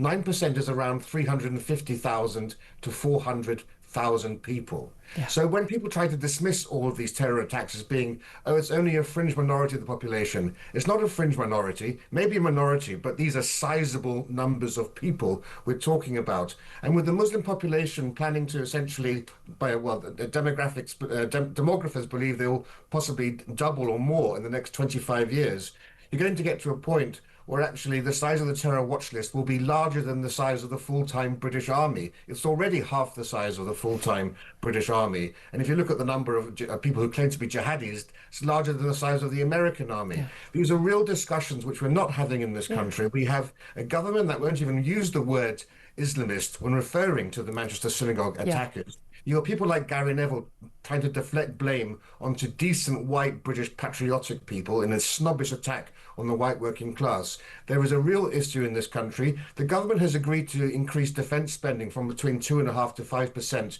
for external threats. What are they doing for the domestic threat, which I would argue is just as strong as the external threat, arguably even stronger? We can't keep our heads in the sand. The first duty of any government is to protect the nation and its people. This is a complete dereliction of duty by the Labour Party. People in the media should be pointing this out rather than trying to turn attention onto the white working class.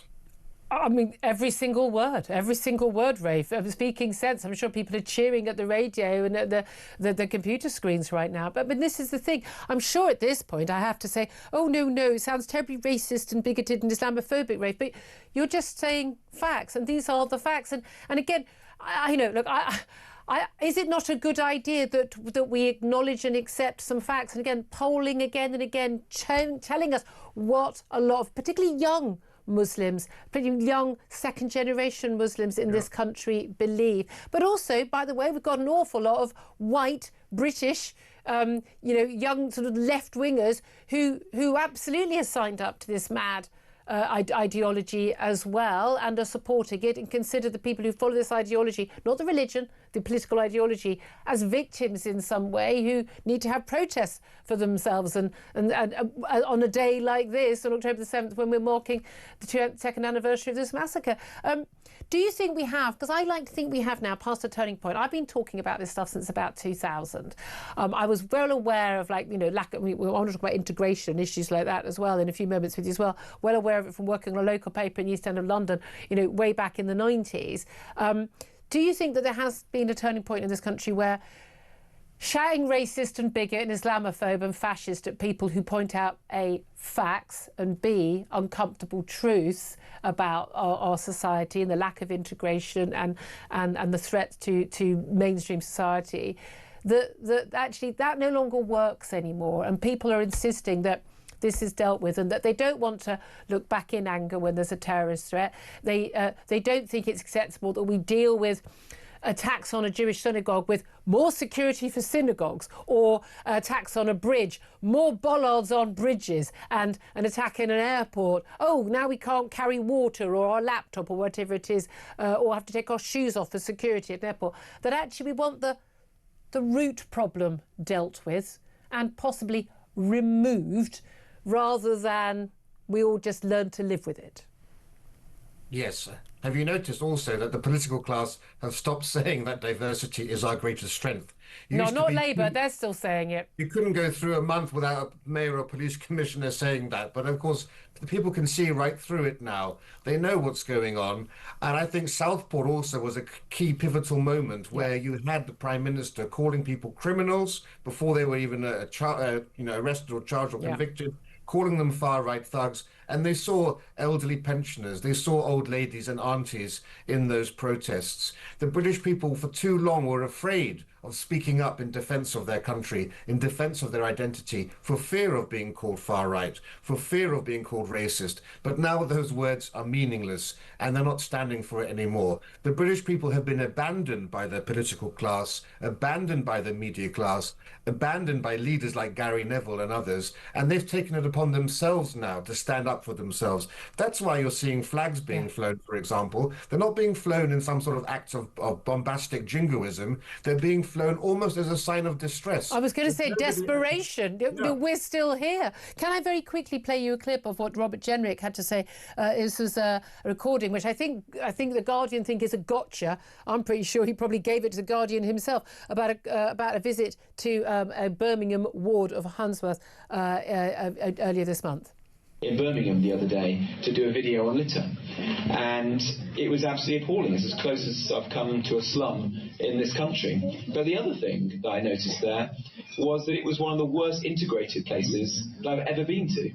In fact, in the hour and a half that I was filming with news there, I didn't see another white face.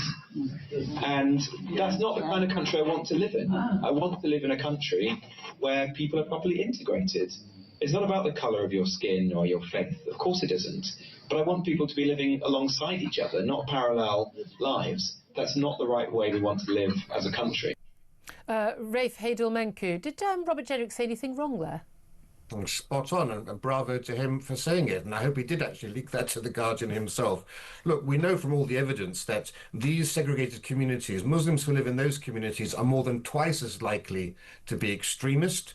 These segregated communities often act like, sort of petri dishes for the cultivation of cultural practices that we would find completely abhorrent in our culture. You see that with forced marriage, with cousin marriage, honor killings, acid attacks. Of course, we've had the rape gang scandal as well. So much else that we would be completely horrified by the subjugation of women.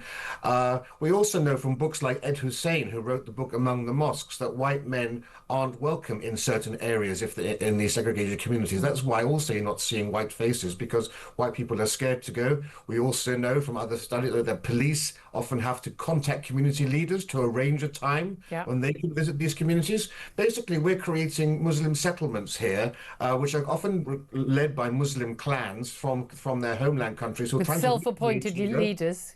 Trying to recreate politically and territorially their own system of government with Sharia courts. These are descending into ethno-nationalist silos. There's a reason that their property prices are increasing in the southwest of England. That's because of white flight out of many of these cities going in. We are becoming increasingly not a united kingdom, but a united nations, and we cannot allow that in this country.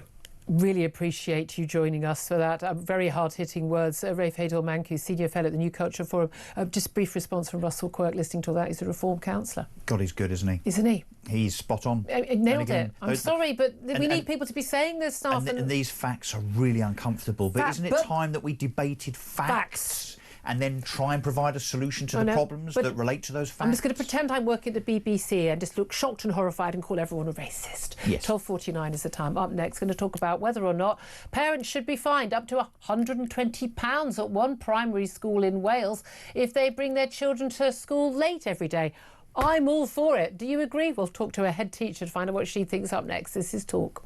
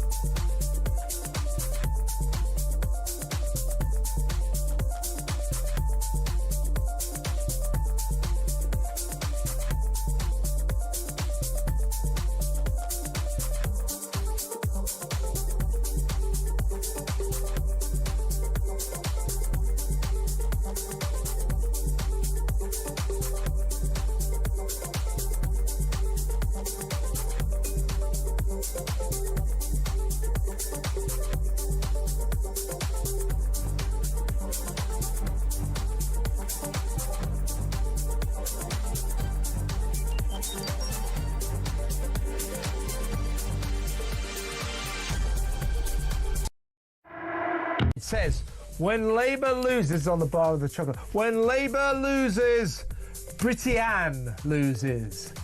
They spelt Britain wrong. sums that party up, doesn't it? But do you trust her? Will she deport 750,000 illegal migrants at the rate of 150,000 a year? I don't think so, do you? I just think no. Our biggest problem is just no one's listening.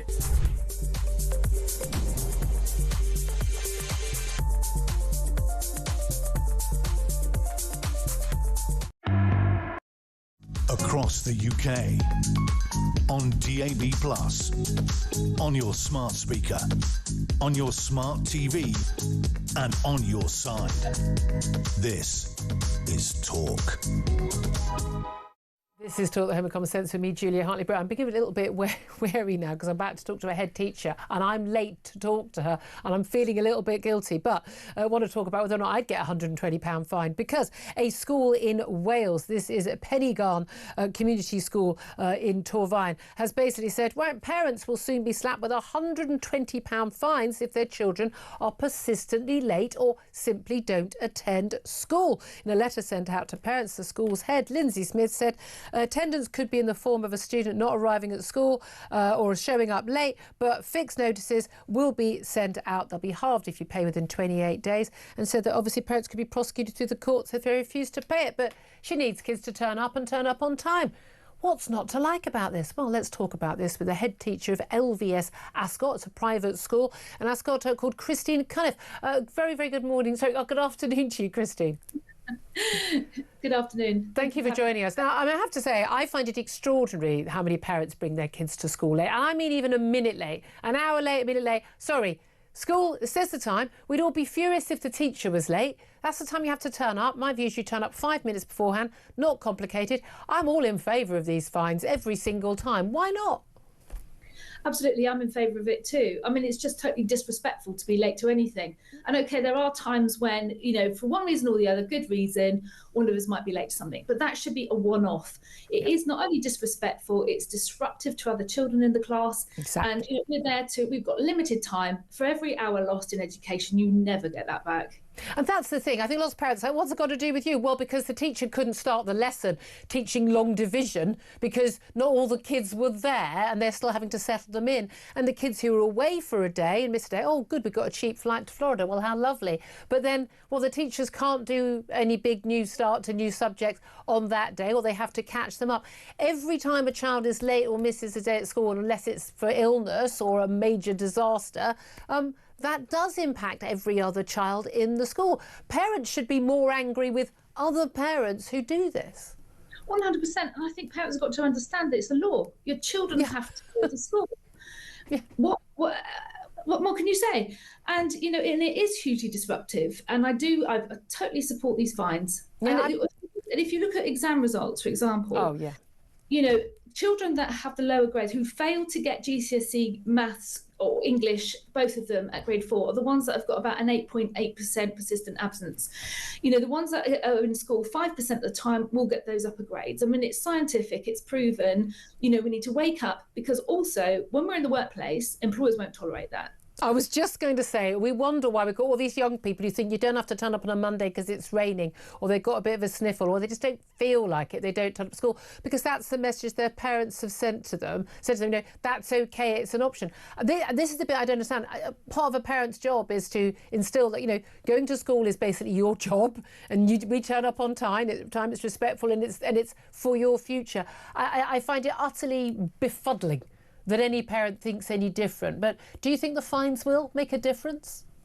Well, that's another story, because if you haven't got any money to pay fines, you're not going to be able to pay them anyway. But anything, any measure to try and get these children in school on time is going to be a good one as well. You know, we have to do it. The children need to be in school. It's part of life. It's part of society. And no one has the right to also deny your child the right to its education just because you as a parent cannot get your child to school on time. I know the phrase you wanted to use then, and we were all with you. Christine Cunniff, teacher of LVS Ascot. She's very lovely, but I wouldn't be late for her. I mean, okay, thank you so much for joining us. Russell Quirley, you've got hundreds of kids. I've only got the one. It was such a big issue. I don't care how many A stars you get. Did you get a late? Did you get late for school? Because if you got late for school, you're going to be in trouble. My kids aren't late for school. No, of They're course never late not. for school. But the thing is, of course, it's a question of overall standards, isn't it? If you're the sort of parent that allows your kids to go into school late, then they're also going to be the kids that actually, in terms of other areas of school life, are probably going to be bad, disruptive. And in life generally, as you say, they're not suddenly miraculously going to be sort of, basically hard-working members of society and good employees. No one's going to want to. I would love to, honestly, I think that's, if you're an employer, tell me what your punctuality rate and your attendance rate was at school. That'll tell me whether you're going to be worth employing or not. Yes, no, indeed. So, I'm all for this. I just think it's a shame that there's a discount if you pay within 28 days. Should be the full biffed 120 quid. Absolutely. Ian Collins, you're never late. Do you know what? I'm never late. I hate, absolutely loathe people being late. I was once late for school, nothing to do with my mum, and the school rang and said, where's Ian? He's not turned up. And she was They were cheering. She almost had a heart attack. I think she took 3 weeks off work with shock. The shame, the idea that I would She's still on disability benefits. Well, in fact, she's very disabled right now. She's not even with us. Oh, So, stop it. Sorry. My mum would laugh at that, you see. She would. But yeah, it was taboo. That was as you were not saying, allowed. it was taboo. You're not late for school. I had a head as my sixth form college. Woodhouse Sixth Form College, North London. Brilliant head, and he closed all the doors apart from one when you arrived in the morning at 8:45. There was only